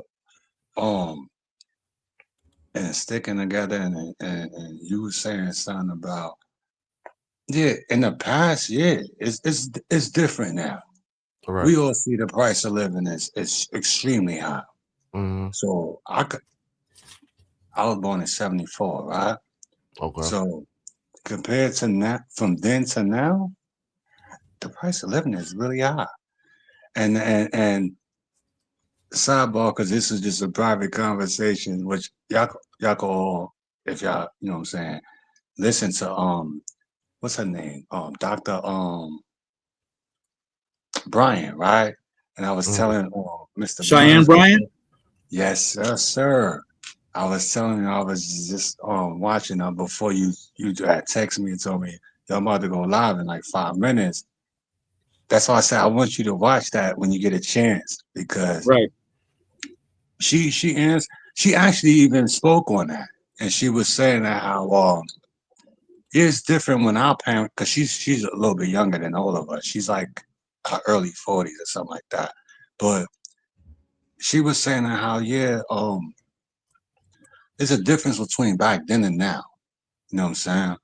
Right. Because Shannon Sharp had asked her something about 50-50, as far as dating or marriage or this and the third or whatever. And he's a little bit older than her, just as well as myself also. But I realized that, you know, of course, men make more money than females, right? No matter what race or whatever ethnicity or what have you. But at the end of the day, the price of living is extremely high. And I've lived in, of course, born and raised in New York. Mm-hmm. I lived in California and I lived in Connecticut. Of course, Mm-hmm. three states, so the taxes is high, whatever. But I managed, you know what I'm saying? I made over 150,000 a year at one time in my life for 4 years straight. So Mm-hmm. I was raised like how most of y'all, man, you know what I'm saying? Where you take care of the woman. You don't ain't no woman, you don't put your hand in your pocketbook to pay for nothing. So when he got to that part of the question or whatever, and she like like I said, for her to be much younger, she was like, I don't mind that.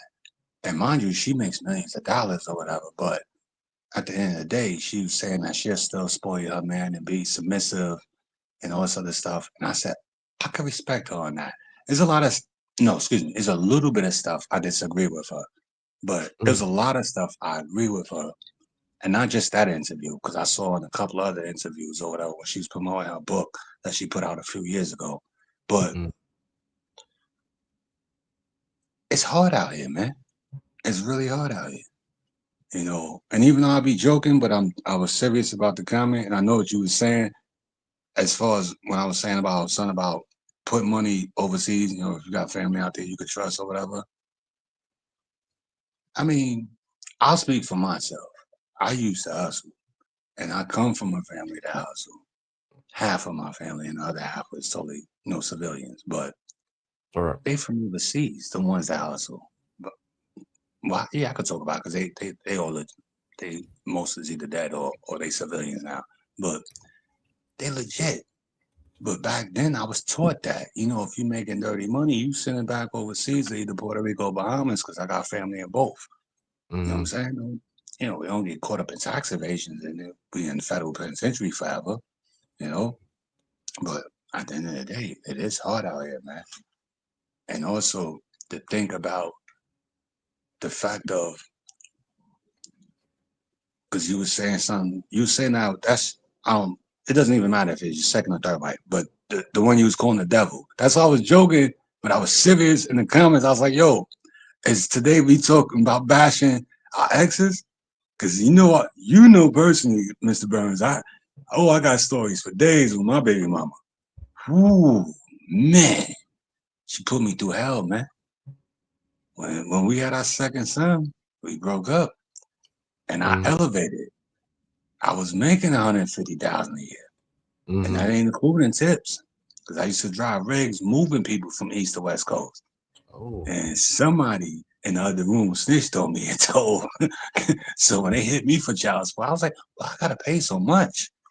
They was like, oh, but you make X, Y, and Z. I said, that's all alleged. I do not make that kind of money. I don't know where y'all getting this information from. Yeah, I was working off the books, cash money. But few people in the family just running their mouths a little too much, and I'm like, damn. So, but anyway, yeah, it's a struggle. And even though I was questioning you, even though I was joking, but I was serious about you were saying something about like I said, I don't know if you were saying the second wife or third wife, whatever, but you were saying the evil one when she was taking you to court and everything and the stuff she was doing to you. And I was like, damn, even though I know because from other lives or whatever that I went through the same thing too, man. My baby mom's, we ain't gonna say her name and put it out there, but oh man, she was evil. But I didn't know when I met her that she was like that. Now, as far as the red flags, because that's what I really wanted. I wanted, but I was warming up my vegetables and stuff or whatever, so I could eat my dinner. But as far as the red flag, we all see the red flags, bro. All of us and females. If there's some females in the chat, because I can't for some reason I only see myself and a few other people, but I keep hearing y'all saying names. And I'm like, wow, I don't see these people. Oh, that's because they're coming in through that's because they're coming in through Elevated's link. So okay. Yeah, anybody outside of that link, they're not gonna see it. I can see them because I'm the one.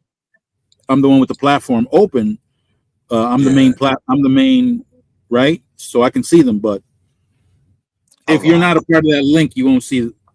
So Richard, next time you just put the comments up on the stage in the corner. This way, everybody can see whether they're in one chat or the other. Oh, okay, like that. Okay. Not like, I mean, you do that too. No, it's it should be then you on the phone or you on the I'm on laptop. I'm looking at my laptop and I'm on, but I'm going through my phone right now, but I turned my volume down. So on StreamYard, Richard, up top, it's like, I guess it's 3 bars or something like that. Right. It should be over on the side by the chat. There's an option. There you go. Like that. Okay. Okay. All right, but all right, I'm starting to see them on my laptop on the bottom or whatever. Yeah. I'm talking through my phone though, but because for some reason y'all come through on my laptop before on my phone. But to finish what I was saying about as far as baby mamas and the baby mama drama, right? And the red flags. All of us, male and female, within the first conversation that we have or interaction with someone, at least for me, because I ask these questions. I ask a lot of questions, before I even ask for your number. Of course, the obvious, are you involved with someone or whatever at the moment? But then I ask questions like, have you been locked up? What you been locked up for? And I want to know your full name. If you got a middle name, because as you were saying earlier, and the same with me, I got family that works in DC. I can easily slide them your name and they'll look you up and I'll see if you lying to me, you've never been locked up, you never been in a psych ward or whatever. Like, don't lie to me, shorty. Because at the end of the day, I'm gonna find out. Psych ward. Yeah. Oh, Because let me tell you something. When I used to live upstate New York, right? Because I was on parole and probation. So I had to get a job. I didn't want to. I was young, I wanted to still hustle and sling and bang and all that. But I was working at a Burger King, right? And this young lady was on me, and I was like, I don't want you. I want the other little chick that works back there with us. But I caved in. I did some time. I ain't had no punani. I'll just say it like that because I know it's YouTube. So I wound up caving in or whatever. But within the first 2 to 3 conversations, I knew something was off about Shorty. I almost said her name, so I don't want to do that. But Okay. she was sexy, but I knew something wasn't right. Mind you, my dumb ass, because I was horny, he got me some or whatever. And then I kept returning to get me some. But then I had to question her one day, like, why you act the way you act? And when she told me her backstory, which I'm not gonna put all her business out there, but Right. I'll just say she's been touched and it wasn't by an angel. So y'all could fill in the blanks. Y'all know what I'm talking about. Yeah. Yeah. So that's why I was like, damn, okay. All right. I see why you act the way you act. The insecurity, the always want. I'm like, and I used to tell her this, and she was 3. No, she was 7 years older than me. I said, and at the time, like I said, I had a job, but I was still, slinging and banging. I say, look, if I'm on the block getting money and the money is in your house, and if I get caught and you out here on the block with me, we both getting locked up. So who gonna bail who out? You need to stay home. But that's what I'm saying. Her insecurities. And then when she told me why she's the way she is, I said, oh, you got issues. I almost said it too. But you got issues and you need to deal with that. But that's why I was asking in the chat, like, you didn't ask them questions, Mr. Burns? Like, Oh because yeah, I no. mean, It was a process that took a whole year. And there were things about her past that was from the island. And oh, nobody from the island, well, family members of hers that are from the island, uh, they weren't trying to reveal nothing. But oh, she revealed everything to my niece. And the okay. stuff that she told my niece were Uh-huh. things that my niece should have told me. Yeah, they don't. She didn't tell me nothing. Yeah, And I was mad about it because that was my warning right there. yeah. I, That would have been the okay. deciding factor. You, I heard that part too, because remember I was I was like, yo, I'm heating up my food or the vegetables. I was saying because I already cooked the chicken and rice. I cooked that yesterday. I just had to cook some vegetables today or whatever. But when I heard that part, and immediately I thought that's why I was making a little joke. I said, "Are we bashing on baby mamas today or whatever?" Because I never been married. So, but my mother hooked me up with my children's mother, right?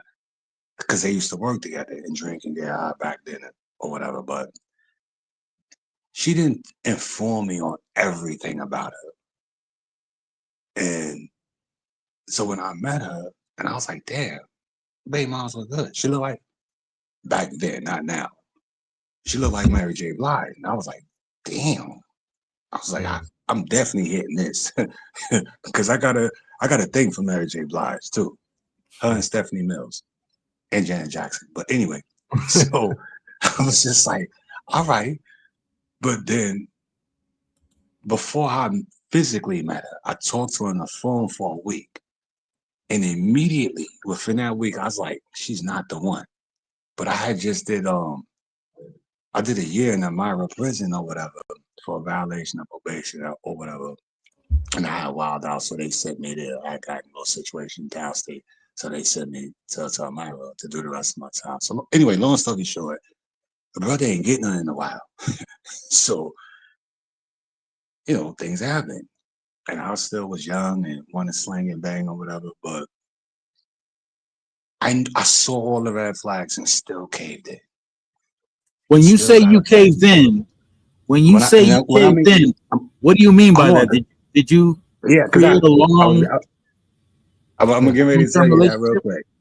Because I never wanted children, never. So when I met her, that's why I was going to say that I caved in. You I couldn't kept pull out in time. yeah, because I was going to say I didn't put the raincoat on. The pull out game wasn't strong. Nah, man, nah, it didn't. You know what? I'll keep it real. My baby mom got some good coaching.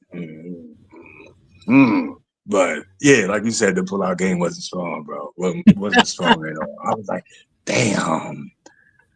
But and I was gonna make a joke in the comments, but I was gonna say, which is in my opinion, and a few of my homies I grew up with, we always say this. Why is all the crazy chicks got the best Got the coochie? good box. Got the best Oh box. man. And they take a pound in, they swallow well, I could say swallow, right? Yeah. They swallow gum. Why? Why do the bipolar chicks got the? And not quite sure females say that about us. They're like, "Wow, the bipolar men got the good sausage." Yeah. Why? I Yeah. don't see no females in the chat or whatever, but I just want to know that answer. Like, I know the answer, but I'm just being a little funny right now, also. But man, yeah. And I Yeah. love Listen, believe You I ain't love lying. my sons. I love my sons to death. You know what I'm saying? Because they basically did what I asked them. Look, don't get locked up. Well, except for my oldest son. He did have a child when he was 17. I was like, God damn it. And he was trying to go to the NFL or either the NBA. He thought he was going to the NBA. I was like, no, he's going to the NFL. He's a better football player than I was when I was his age. I was a better basketball player because I played all sports just like him as well. But I was like, damn. And of course, his first baby mom, because my son got two baby mamas and he married this last chick. So he got 3 kids, 3 different women. But that first one, I was like, oh yeah. And I'm not gonna put her name and business out there, but she has issues. That first baby mama.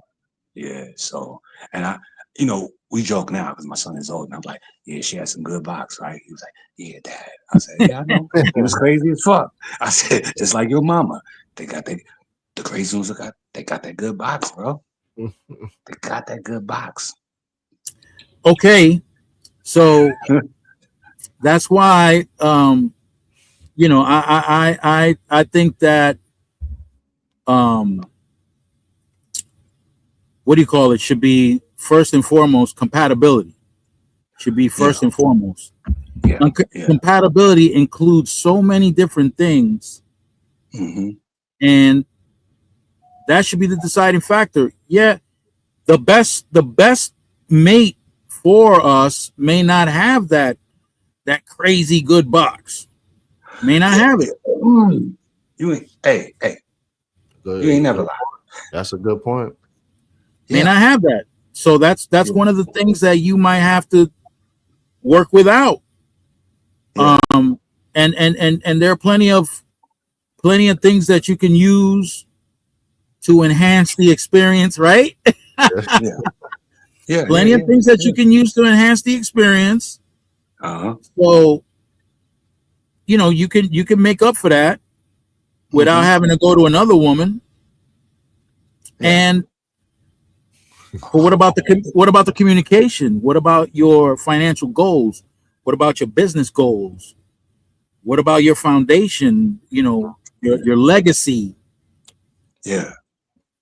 That that's why before you like when I hit you up and then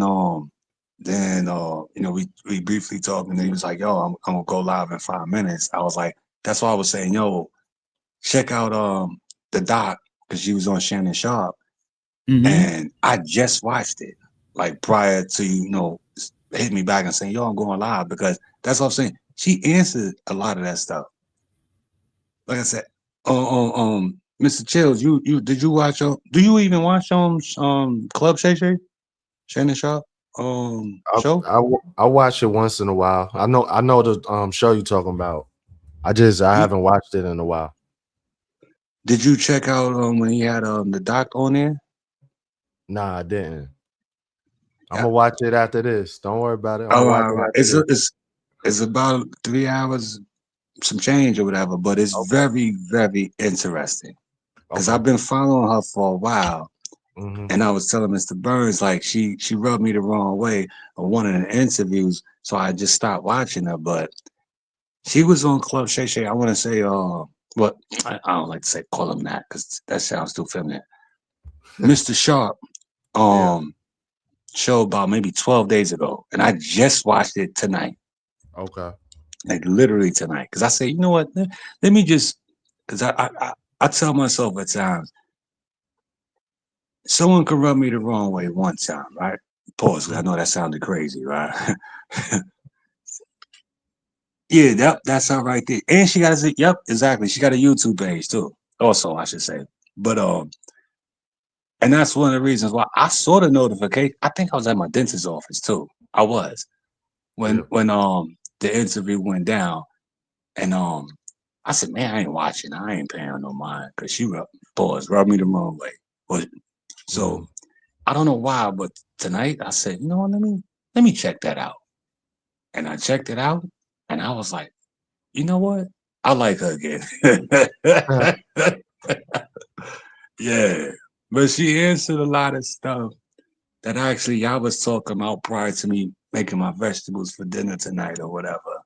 And I Mhm. was like, man, that's why I was saying to Mr. Burns earlier, before he even told me he was going live in 5 minutes, I was like, yo, bro, please check this out. And he was like, oh, no, I don't even know who that is. I was like, yo, check her out.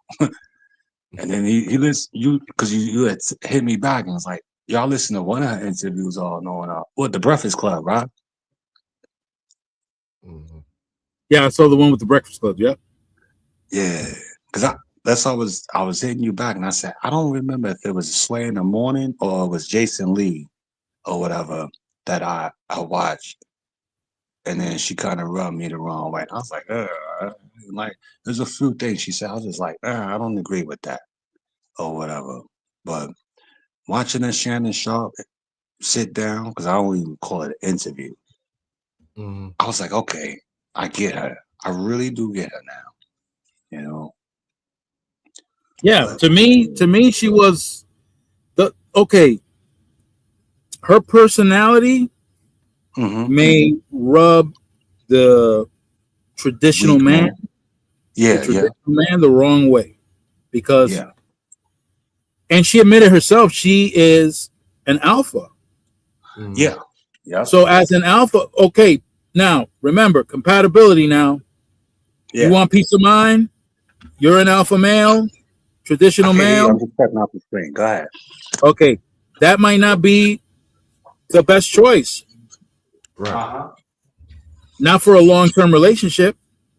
You might Mm-hmm. be attracted to her physical appearance. Right. Yeah, Maybe she got that crazy box. yeah. But like I was talking to Elevated early in the live, you cannot allow the how that crazy box impacts you emotionally Mhm. Amen. Yep. and make you want to stick around longer than you should. Yep. Mistakes I've made in the past, but go ahead. And I'm guilty as well. So we all are, Yeah, man. yeah. So, that magic triangle, that magic pyramid, right? Yeah. Right. Uh-huh. Hopefully, as you get older, you learn to control that. Yeah. You Yeah, learn to be honest exactly. with yourself Uh-huh. and say, damn, that's good. Mm-hmm. But what comes along with it Right.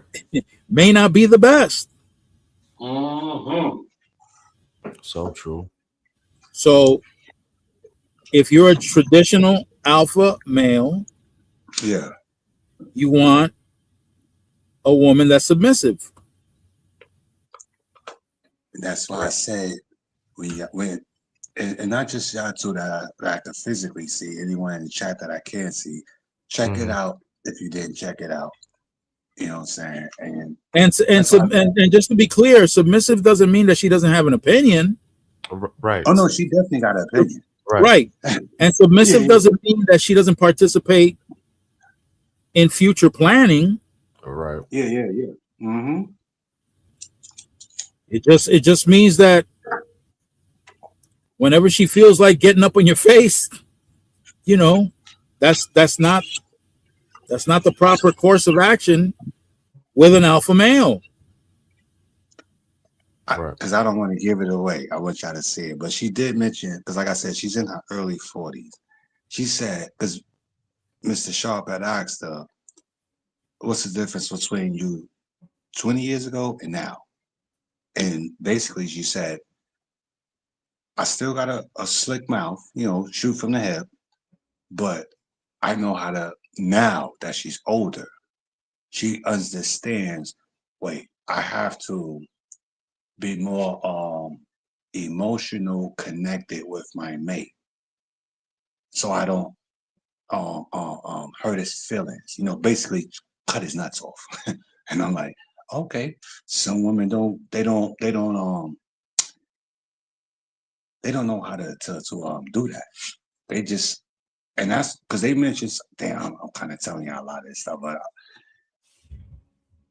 because Mr. Sharp had asked her about you know, telling all your business to a female, and then, you know, she may be good in the second, third when you first meet, as you were saying about, yeah, I'm assuming that was your second wife, right?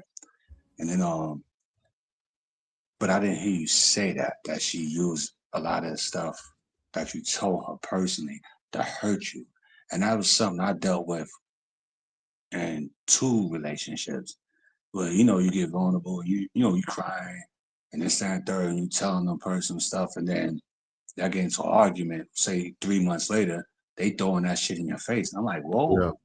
Yeah.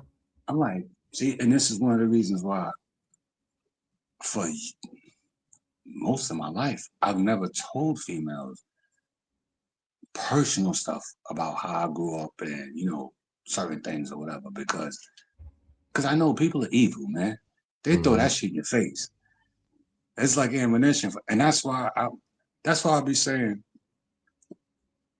there's nothing that could really hurt me anymore. I've been embarrassed from as an adolescent. I used to get my ass whooped all the time outside. You know what I'm saying? Like, so between that as a kid and then, you know, just other stuff going on in my life, I'm like, oh, please, ain't nothing gonna hurt me. Shit, I got tough skin. I could tell you something that you may think that it hurt me, and then we get into an argument, you throw it in my face. I go, okay, whatever. Right. I brush it off. I done been through the embarrassment and the hurt already and the pain. I already cried. There's nothing, you know what I'm saying, you could tell me about myself or whatever that it'll hurt me no more. I just like, all right, whatever. Well, here's one thing I'm a believer of, What's that? and I've heard in debates where it could have been women debating or whatever the case is, that they don't accept what I'm about to say now as something to consider. Biology has plays a pretty big role, right? As men, we have testosterone, more testosterone. We do have estrogen, but we have a lot more testosterone than estrogen, and that makes a big difference. Even trans men. By the way, just to be clear, a trans man is a woman that identifies as a male. Okay, so we're talking about a woman that identifies as a male that I knew personally that was starting hormone treatment. So she was starting to take testosterone. The aggression came in. Okay, that testosterone made her / him aggressive. And that's one of the things, that I've always tried to convey in a conversation about the differences between men and women. You see, a woman may not think anything of getting up in a man's face, because maybe when they get up into a woman's face, the exchange is verbal. Although with a man, you got that testosterone flowing, you come up in a man's face, you better be ready to throw those fists, because that's something that is part of what testosterone drives you to do, to get physical, to respond physically. Now, as we get older, we learn to control ourselves. We start accepting social norms, and we don't. It don't matter that it doesn't mean that we're not angry enough to knock your teeth out, but we control ourselves. We contain ourselves. Exactly. So coming up in a man's face as a woman and badgering and constant, that's not good. That's not good at all. The thing is though, when they do that, they know for the most part, if you were to put your hand on her, she get bruised, where we going? Right down to jail. We're going to jail. You know what I'm saying? So it's kind of like, damn if you do, damn if you don't. Okay. Go ahead. So are you under the impression that that's the reason why they push it? Yeah. That's a question for everybody, right? Yeah. Go ahead, Mr. Chill. Go ahead, because I want to give a brief story, but go ahead. I definitely feel like that they use it to their favor, whatever, to their advantage. My fault.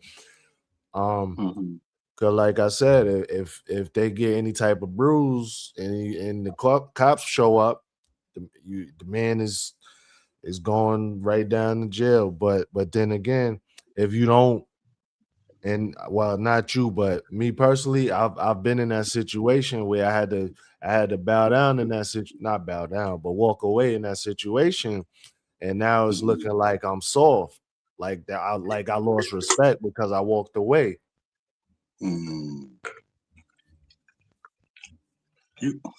know, it's crazy.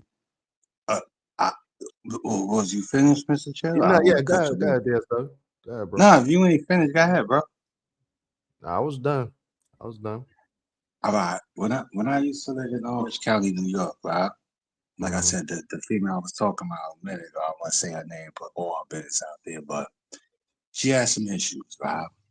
And eventually, my dumb ass, moved in with her, whatever.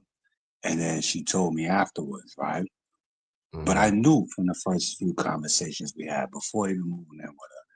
But see, I was still young and I was out here, hustling and stuff. So it was convenient for me to be in her house because that's where I could make my money. Where my aunt and uncle lived at the time, because they just sold the house too recently or whatever. But it was far away. It was in the suburbs, way out there. So anyway, long story short, we got into a situation one time because she accused me of cheating, and I don't cheat. I've never cheated. But what wound up happening was I come in the house, from doing what I was doing in the streets, hustling, whatever, and we got into it. She took an ashtray that her little brother made her when he was like in kindergarten or something, cement ashtray, and I'm on one side of the bed, she on the other side. So we arguing. I'm trying to take my clothes off, take a shower, whatever. And I'm like, look, first of all, I don't like to argue. My voice don't go up an octave like everyone else. If I start yelling, I lose my voice. So long story short, she took the ashtray and threw it at me. It just missed my left eye. And I said, yo, what the fuck is wrong with you? You know what I'm saying? Like, you putting yourself in the man's position, right? Because if you swing on me, I was always taught to swing back. Right. Even though she didn't physically swing at me, she threw something at me and almost took my eye out. Right. When I said that, she didn't even get a running start. She leaped over the bed and tackled me like a football player. And my head hit the The the headboard. radiator in the Oh, okay. apartment. Okay. So now our neighbors hear all this boom, boom, boom, boom, boom. And I'm trying to get her up off me because now I want to leave. Yeah, I can talk about it because I had drugs and guns in the apartment. I know the police is coming. Someone's calling the police. They Right. search this apartment. I'm going down. I'll probably be just now coming home. So, of course, that's what happened. The neighbors thinking I was whipping on her. The police Right. come. They open the door. My shirt is ripped. My lip is busted. And I did not put hands on. I'm trying to get, and they could hear, I hear them banging on the door. And I'm like, yo, I'm telling, yo, get off of me. Get off of me. I'm trying to get to the door. So I'm like, this is one of the times, well, a few times, well, it's the first time it happened, where I wanted the police. I'm like, please help me. Right. Like, I'm trying not to hit this woman. I'm trying to get out the house. A woman, she was saying, get out, but she's swinging on me. But then I'm trying to leave. She's like, no, you ain't going nowhere. You're going to be with this bitch. I'm like, I'm not cheating on you. Like, what is wrong with you? But she Right. has issues. She has insecurity issues. Mhm. And that's why, like I said, when you was talking, Mr. Burns, and I was in the chat, I was eating and trying to be in the chat at the same time. I was like, I said, oh man, I got so many questions to ask you because I went through that stuff too, bro. Like, golly. That's all I Yeah. wanted to ask you. So Like, go so ahead. I was concerned Mhm. and elevated answered quickly and without a doubt that yeah, he does think that women are aware and that Oh, they use it to their advantage. oh Mhm. yeah, yeah. Uh, so if that's the case, listen to this one. Mm-hmm. I'm at the post office and I'm talking to a friend. He's a bail bondsman. Mhm. Oh wow. Yeah, he's a bail bondsman. We're talking. Yeah, yeah. Somebody's calling. Okay. He checks. He knows where the call's coming from. Tells me I gotta go. I gotta go bail this dude out. He just got out of surgery. I'm looking at him like, what? Yeah. What, this guy got shot by the cops or something? Mm-hmm. He got stabbed up by his woman. Wow. But listen to this. Mm-hmm. He got stabbed up by his woman. Mm-hmm. The cops show up. The ambulance shows up. He's Yeah. on his way to emergency surgery. They're asking her what happened. Mhm. Mm-hmm. She's telling the I cops can straight hear up, I got fed up with his shit. Wow. So I stabbed him up. That's crazy. Did he hit you? Did he touch you? No. You would think that she'd be the one that needs the bail. Right. Nope. Yeah. Nope. They didn't touch her. He's getting locked up. Damn. That part of the game I don't understand either. He's getting locked up. So he's cuffed. So he's cuffed in a hospital bed in recovery Mm-hmm. when my homeboy shows up to bail his ass out.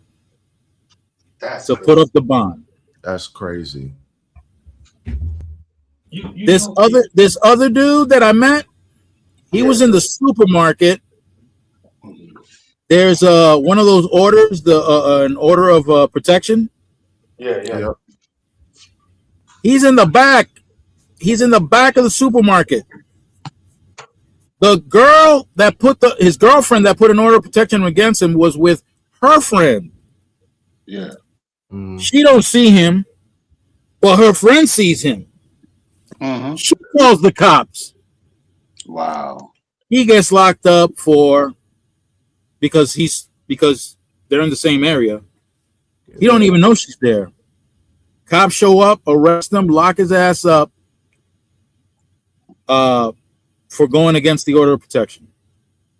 And he had no idea. He was clueless. And it was her friend that called. That's crazy. Damn. That's wild. You know, because you mentioned the knife thing, right?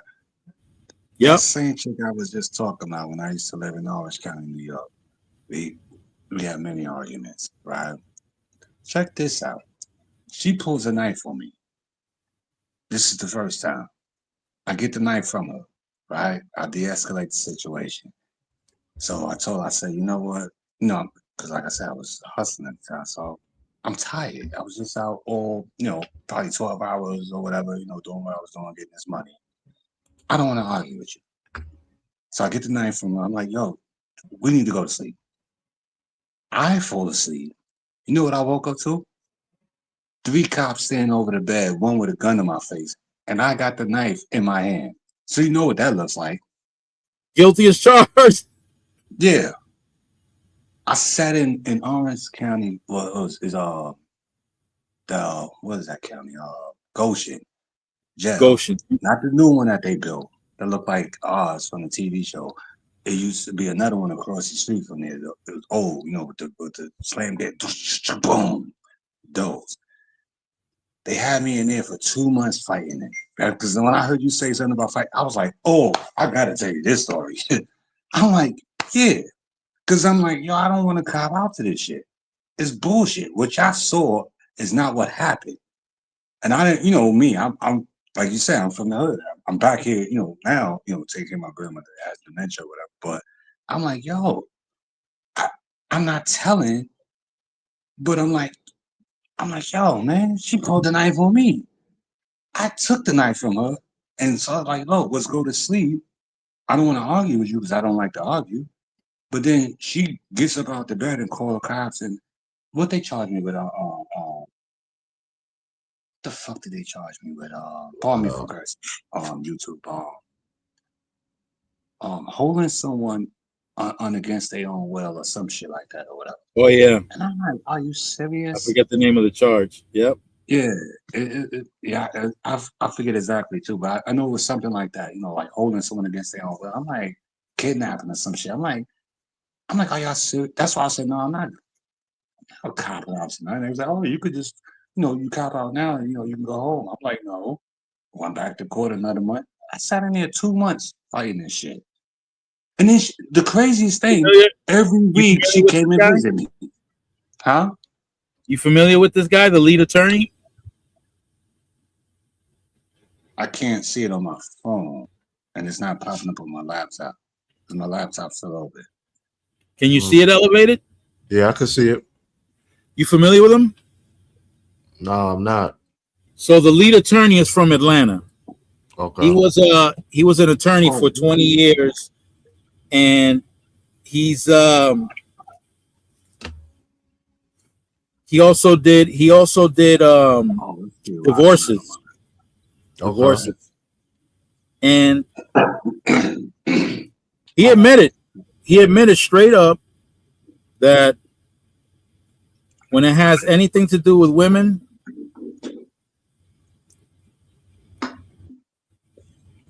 you're going to get locked up. Yeah. Yeah. Innocent, you're getting locked up. Yeah. Yeah. And yes, the courts do favor the women. The women, yeah. Oh, hell yeah. Hell yeah. Oh yeah. Admitted by an attorney Mm-hmm. that used to do divorces. Mm. You know what's sad? I mean, I get why they protect women so much, because there is dudes out there that is 730, but there's also women out there that 730. Oh, that's one of the problems. That's one of the things that motivate men to create content. Yeah. About the abuse that goes on. Yeah, yeah. With women, where women are the abusers, but the men don't get no justice. No, it's not a fair system against for men. It's not fair. It's not. It's not. I'm gonna tell you 2 stories real quick. I don't remember what year this was, but I do remember this story. I was in Virginia. I can't remember what part of Virginia, right? And I'm sitting there listening to the radio, right? And I hear this story on the radio, which probably like happened like the day before. It was because it was in the newspaper the next day. And that's what made me buy the newspaper out there. The person was saying on the radio that there was a female rapist. She was raping dudes. She would go to clubs, put something in their drink, you know what I'm saying, follow them home, whatever, whatever, and at gunpoint rape dudes. So she, this particular individual, she didn't follow him home from a club. She actually just followed them. And so I guess it was a condo or what, I can't remember, so many years ago. But and at gunpoint she raped him. He was the only one that reported it to the police, and the police laughed at him and didn't take his statement serious. So what wound up happening, I'm probably getting the story a little bit wrong. If it wasn't CIA, it's the FBI, one of them that was above the police or whatever, right? You know, his local police in his area. It probably was the FBI, right? And he told them, and then they picked up the case. So when they did that, it wound up getting, you know, on the news. So then other men saw, no, because it was what they call it, the sketch artist to try to Mm-hmm. find this woman. Yep. So when a sketch artist put out I guess it was the Feds. Let's just say it was the Feds, right? The Feds put it out there like, yo, there's a female raping dudes or whatever at gunpoint or what have you. Like 3 other dudes called in and was like, yo, that's the same female that got me. So then it wound up, you know, the state police had to pick it up as well. Like, wait a minute, this dude was here like maybe a month ago, and he told us the same story, and we laughed at him and brushed it off. And I say, you know what? This is why most men don't report stuff, Don't because say nothing, right? we get laughed at like, oh, you a big man, like, oh, you let someone rape you. Let me tell you something. I'm gangster. But at the end of the day, you put a gun to me, you could have everything in my pocket. You could take the drawers off of me. I'll walk butt naked back to my house if you got a gun in my face. Yep. Don't let me catch you later. But other than that, I'm gangster as hell. I look, please. But it's sad because they don't take us serious. Now, like I said, my grandmother is in another room now, right? She has severe dementia. And that's the only reason why I'm not driving trucks now. I stopped my life almost March of next year, be 4 years. I just stopped my life. I've been driving trucks 18 years. At the end of the day, one of our home attendants was stealing. They looked at it as petty, and I looked at it, no, stealing is stealing. You can't see in the court, and I had to explain this to somebody recently. I said, see, in the court of law, we have A, B, C, D, I think it's all the way up to F, felonies and misdemeanors. But in the Bible, a sin is a sin. Stealing is a sin. There's no there's no classifications. It's a sin, a B sin, a C sin, or whatever. No, it's a sin. And not to get, you know, biblical or whatever, but at the end of the day, I was trying to tell this person something that I went to the police station. No, before I did that, I called the company and I told them what happened. You know, they didn't fire her. So I went to the police station, I reported, and they sat there and laughed at me too. And I'm just real brief, I'm gonna break it down. I went to the Dirty Six, as we call it, the 46th precinct, right? Because I heard you and I said, yeah, the Dirty Six. Or whatever. I used to hustle for them motherfuckers too back in the days, quiet as kept. And I'm glad they got busted because that motherfucker was greedy. That's a whole nother story though. We could talk about that later or another time. But I went there to go tell them what happened. And the dude said, well, my lieutenant Anthony, is busy hi, right rocking now. with Cowboy. What's up, Okay. yeah? Just greeting some people. Lieutenant. Oh, okay. The lieutenant said, excuse me, the young officer that walked up on me because they was changing shifts, and it was a young dude. So I could tell he just got hired. So he didn't even have his shield on his shirt yet. So he was like, "All right, my lieutenant busy or whatever, but as soon as he, you know, is not busy, I'm gonna tell him what's what or whatever, and we're gonna get you reported." He go tells another young rookie, and I could see him. I could see his lips, you know, and he's telling them what's what, and they laughing. So when he came back to me, I said, and this is the reason why. No, after he did that, he went and he talked to his lieutenant. His lieutenant said, I'm not putting that report in. I mean, come on, that's petty. So when he came back to me, and I could see him talking to his lieutenant, and I could read his lips as well. Actually, I heard the lieutenant what he said before he even came to me. So when he came to me to tell me what the lieutenant said, I said, okay. But I said, when you went over to your boy to tell him what I told you, I want to put a report in from this home attendant stealing from my grandmother. I said, y'all was laughing. I said, there's nothing funny about that. Regardless Right. of how you may look at it, it was petty that she stole some salt.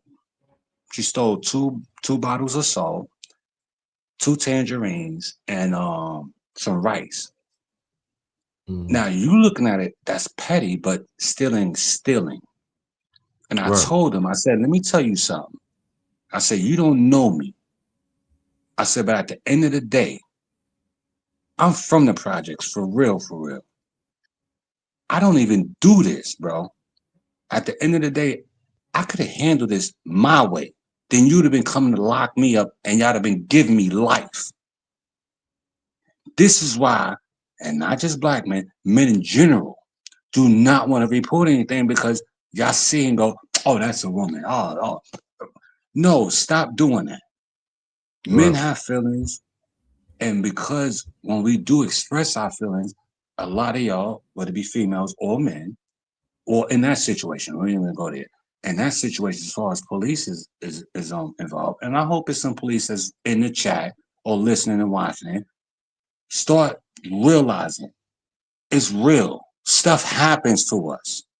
Mm-hmm. Don't sit here with this, oh, Well, y'all acting emotional. Come on, man up. Stop crying about shit.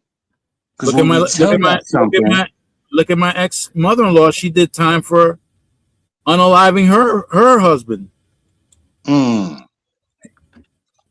mm, There are some women. Listen, my first wife, mm-hmm. she was boiling hot water to pour down my ear because I hid all the utensils, all the everything. I hid them. She was boiling hot water to She's trying to pour kill you. down my ear. I woke She's up trying to to go to kill the you. bathroom. She was at the end of the bed, motherfucking and everything, saying, Mm-hmm. "Damn it! If you would have only stayed sleeping for just a few more minutes." Yeah, she would have killed you. Yeah. And I'm gonna tell you why I know that. My first bit I ever did was in Virginia, right? Back in the late '80s. Mm-hmm. There was a dude, Caucasian dude, that I forgot what he did, but whatever he did, it was serious. And the police and the feds was looking for him because he didn't get caught for a while. He was shooting it out with the police and he's bouncing from state to state. Everyone was scared to talk to him. When I was in Roanoke, Virginia, um, one morning, got up, breakfast. Mind you, we saw him on the news, on the TV. So when he came into our unit, I said, "Oh shit, that's the dude that was on TV." So I don't get up for breakfast a lot of times, unless it's pancakes or whatever. So it just happened to be pancakes that morning. I sat right next to him, and we sitting there, and we eating. So me, I fear nobody. So I'm sitting there talking to him, and he told me that. He said, "You know what?" Which is crazy to this day, because I got I got relatives that been in the military. They told me some stuff too, and I was like, "Whoa, y'all shouldn't have told me that." But he told me this. He said, you could drill a hole in the top of someone's head and put scalding hot water right there in the top of their head and kill them." I said, "No, I never knew that." But I'm looking at this Caucasian dude. I'm like, "Oh yeah, you." In every state he went to, he got 20 to life, 25 to life. Like he's never coming home because he done killed a couple of feds, couple of police. He had just came from Tennessee and got a 20 life sentence and a 25 life sentence. And then he came to Virginia where I was at, and they gave him the same thing. Then I think he had like either North or South Carolina. He had same thing. No, basically, he was never coming home. This dude was determined. He was not getting caught. He was shooting out with the police, the feds, and everything. Damn. By the time he got to where I was at, he already had over 100 years, and he still had other states he had to go to deal with his consequences for shooting it out with the police and the feds and killing him. I said, oh shit. But the dude, I guess you would say he's a psychopath, but like I said, I forgot his initial crime would cause them to get on him. But he was determined he wasn't going back to jail or prison because he's been in jail. I mean, well, to prison before. But the dude knew how to kill people and get away with it. Besides the fact he shot out with the police and the feds and killed a couple of them, but he was never coming home. But he told me that morning while we was eating breakfast, and I just looked at him. I said, "Oh wow, okay." I'm from the projects. You know, we just shoot people. I'm not sitting there plotting and planning. I'm going to drill a hole in your head and all the shit that he told me. I said, in my mind, I'm like, we don't do that. We just shoot you. That's it. Get it over with. Put you in the dumpster or something. I said, I've been locked up I just been in 4 different states. I've been around some real killers. I'm talking about psychopaths. And I just sit there and I listen to them sometimes. I go, y'all think too much about killing. I'm not like that. If I got a problem with someone, I'll just shoot you. I'm not sitting here plotting and shit. And back then, and allegedly, allegedly I shot people. Right, allegedly. Yeah, allegedly. But back then, when I was hustling and stuff, I had to defend myself and my property. But back then, but I'm like, yo, I really been in prisons with individuals. They really out there. I'm talking about out there. The stuff they told me, I'm like, whoa, I would never do nothing like that. I don't think that far in advance. Like, and it's just, it's not in my nature anyway, you know. Right. But unreal. Yeah. Because for all that, my baby mama. No, let me stop. Hey, as someone asked you something, you said, no, I never get indicted. That's what I said. Allegedly. Allegedly. Yeah, allegedly, man. Sure. But that's This is all all my for past entertainment anyway. purposes. Yeah. Entertainment purposes only. Entertainment That's purposes only. Yeah. I mean, I'm a civilian, taxpayer civilian, man. Sure. The most trouble I get into now is, well, of course, I was just recently incarcerated for possessing an unregistered firearm as a convicted felon. But I was only in defense of my grandmother. That's all. Other than that, I wouldn't have had that on me. Mm-hmm. You know, or wheeling, motorcycle or 4-wheeler up and down the streets. You know, they're not legal to be on the streets, but that's not a felon. You know, it's a moving violation. Right. I don't get in trouble. You know, besides what was that, 2016 and 2021, and we was talking about the baby mama drama and stuff, and I was like, yeah, my baby mama lined me up, man. I said, God darn it, she got me, man. After She all got these you, years, bro. yeah, man, she lined me up, man. 3 more minutes, guys. Or actually, 2.5 more minutes. 2.5 more minutes. Okay. But it's you ain't the only one got a book and a movie to write on their life, man. Even though I did write a book on my life when I was 15, because I've been through a lot. I've been on these streets when I was 7. From 7 to 15. I've done a lot, been around a lot, saw it way too much. I shouldn't have saw it at a very young age. And I stopped for the age of 15 until 16. I got back in the streets and do what I was doing until about the age of 25 when I had my son. And then I just stopped altogether and been driving trucks ever since then. But I lived a life that people rap about or write books about. I'm like, man, that shit phony. I'll be laughing at a lot of stuff. I'm like, man, please, I really lived that for real. Like, that shit is entertainment. I really did live that.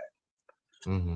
You know, but it's wild some of the stuff we go through, you know. But as far as the female, as far as the females, within the first conversation, and I shouldn't just say females, but I know there's females listening, they be like, no, I could say that about some of y'all men. Y'all crazy as hell too. Y'all got daddy issues and mommy issues too. That's true. That is true. I would not sit here and lie to y'all and say that I don't have them issues because my daddy got natural life. And my mama got multiple personalities. So I definitely got issues. Compatibility. Abandoned, what do they call it? Abandoned issues, right? Abandonment issues. Yep. Yeah, exactly.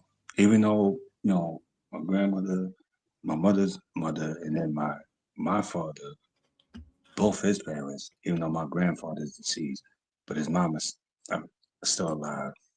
Thank God too, because she's over 100 too.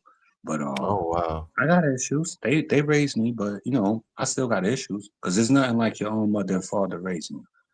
No disrespect to my grandparents or my aunts and cousins that helped raise me, but it's Right. nothing like your own mother and father. You know what I'm saying? Right. So if you want to leave on that note, if you a stepfather or stepmother, be that. Mm-hmm. You know what I'm saying? And raise them babies right, man.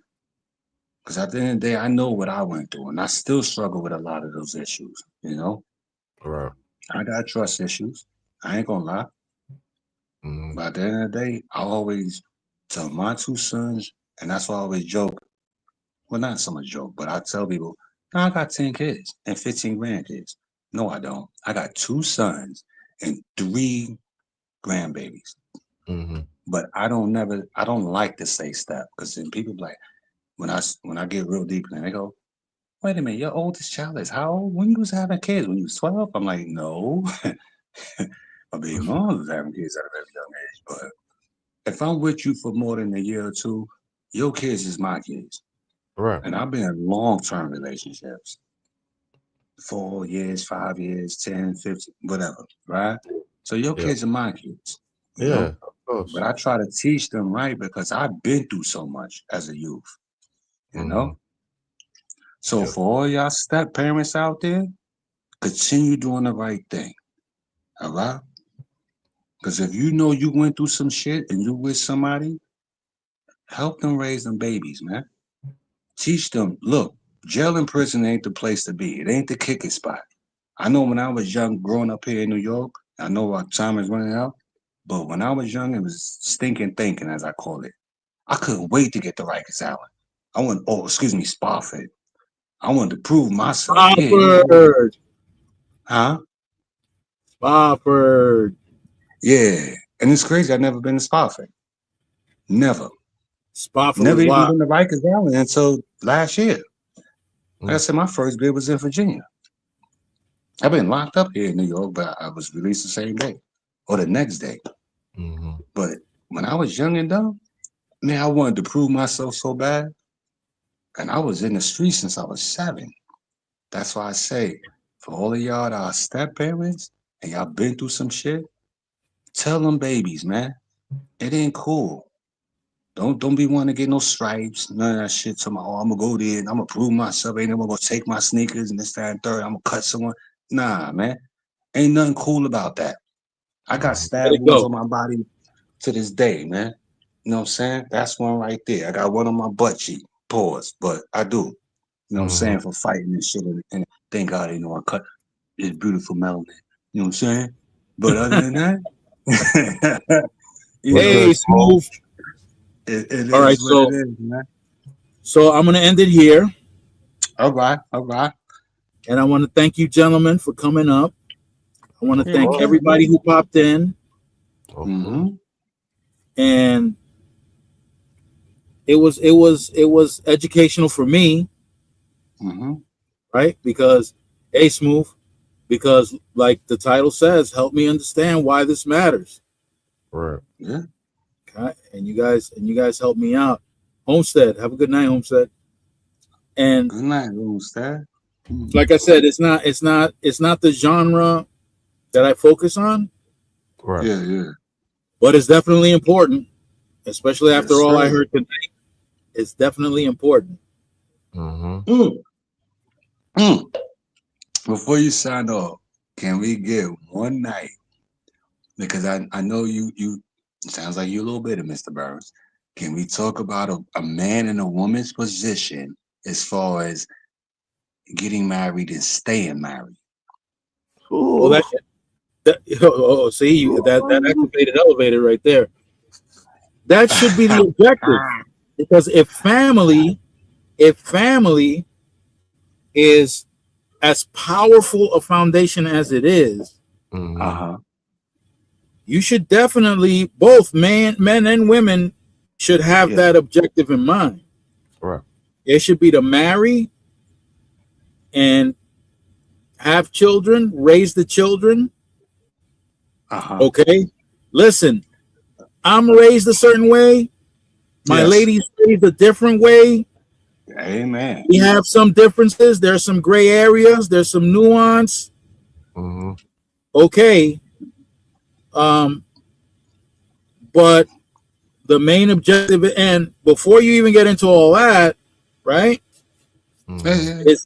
is the compatibility. You know, you get to know people. Yeah.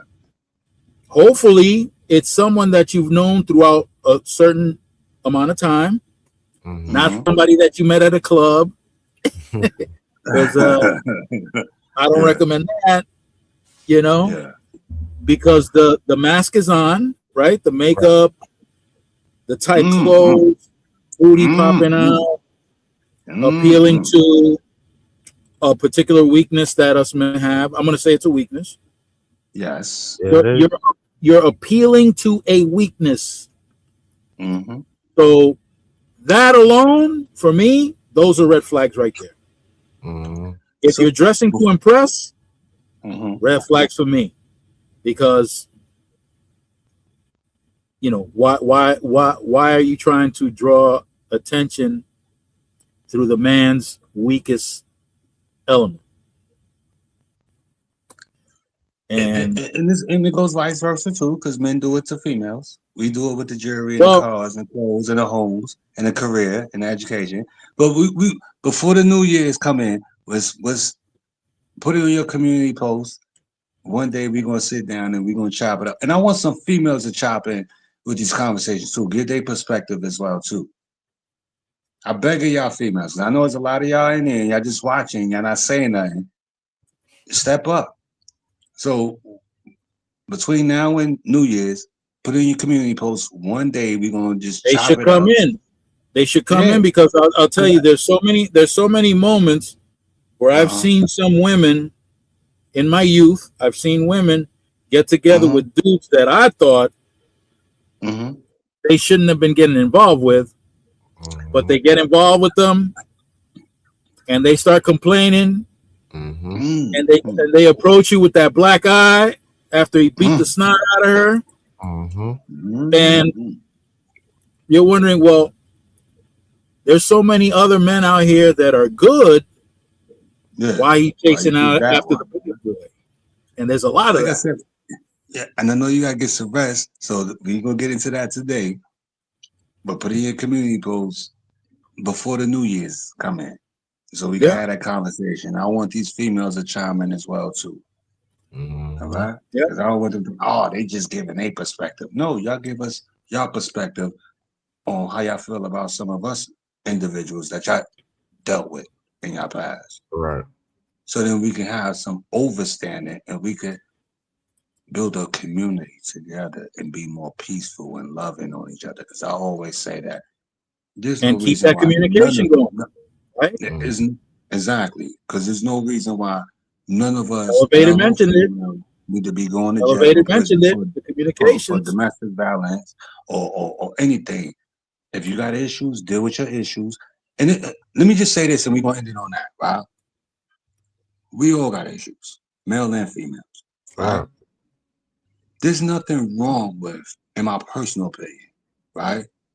If we recognize that, and I'll use myself as an example. After about a year or two, we're dealing with a couple of different situations that you need to get therapy for your personal issues. I need to get therapy for my personal issues. But then together, we need to have therapy together, because it's the only way we're gonna survive.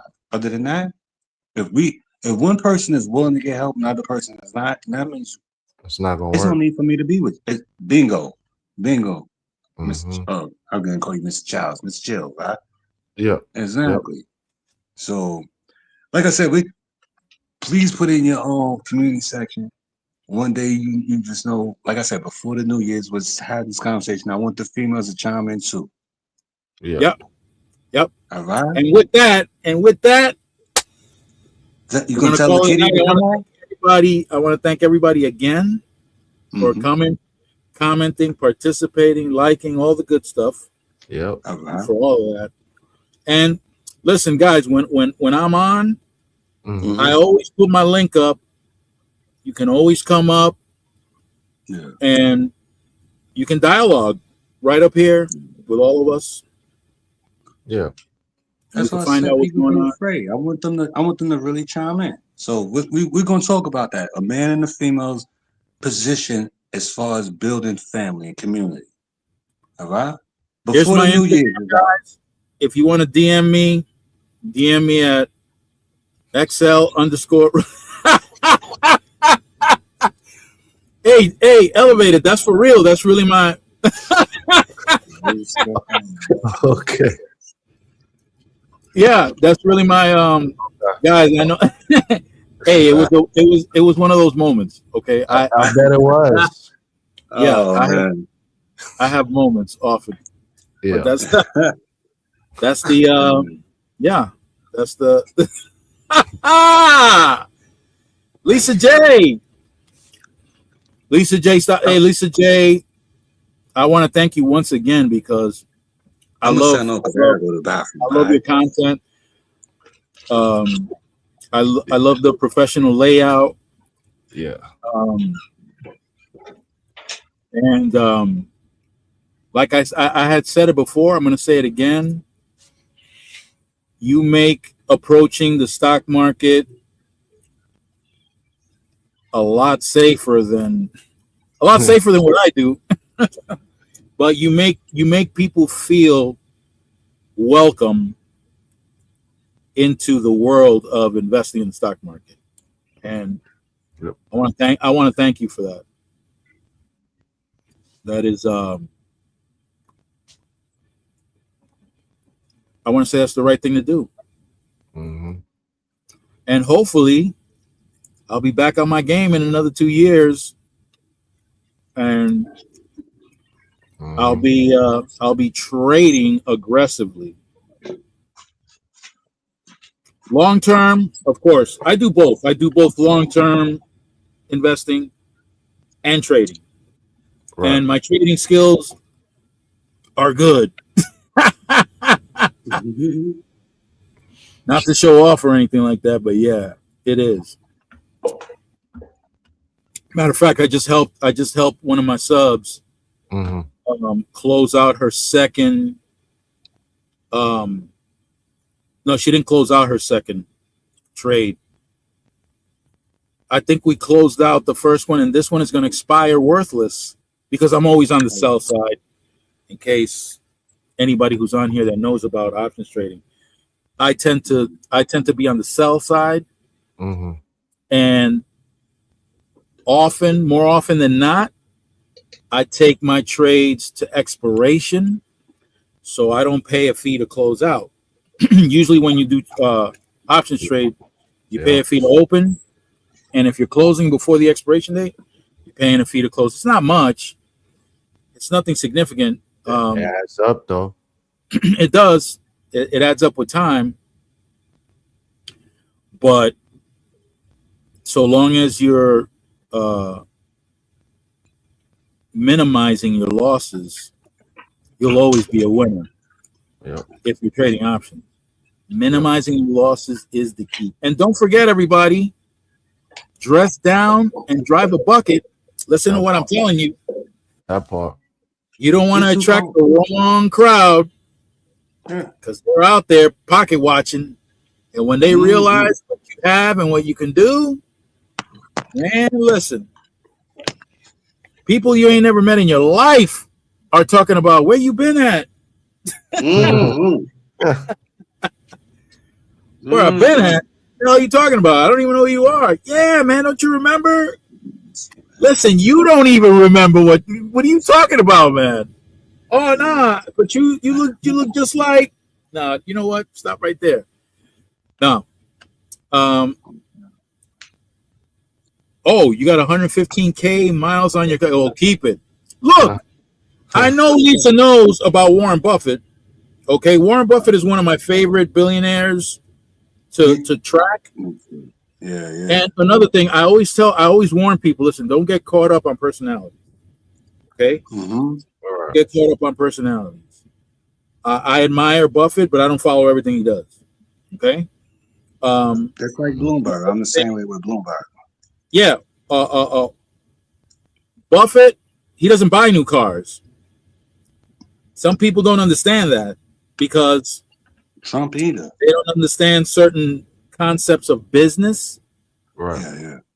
Buffett doesn't buy new cars. Why not? He's one of the richest men in the world, and he doesn't buy new cars. What the hell is that? You're supposed to be showing off. No, because as a business transaction, that's a terrible business transaction. You're buying a brand new car that's going to lose anywhere between 20 and 30% of its value just by turning that key on. That's it. You're done. How is that a good business transaction? It's not. That's why he gets used vehicles. Well, people don't understand that because people don't understand money, but that's okay. Or used car service. Whatever. Yeah. So anyway, dress down, drive a bucket.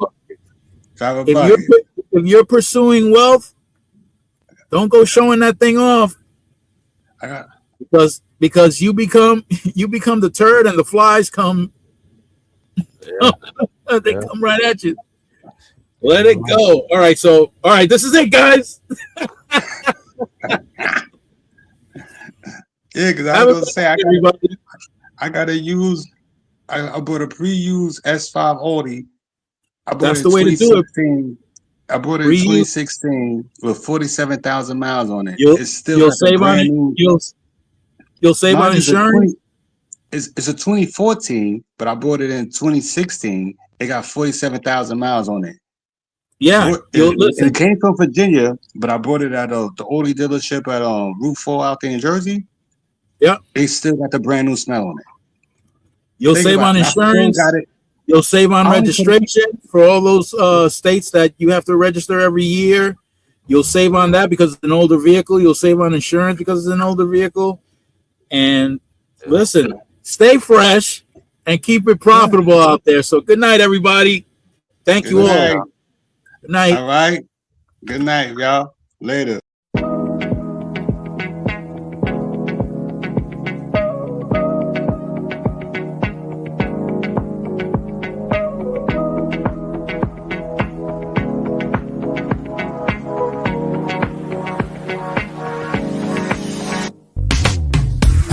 We'll be right back.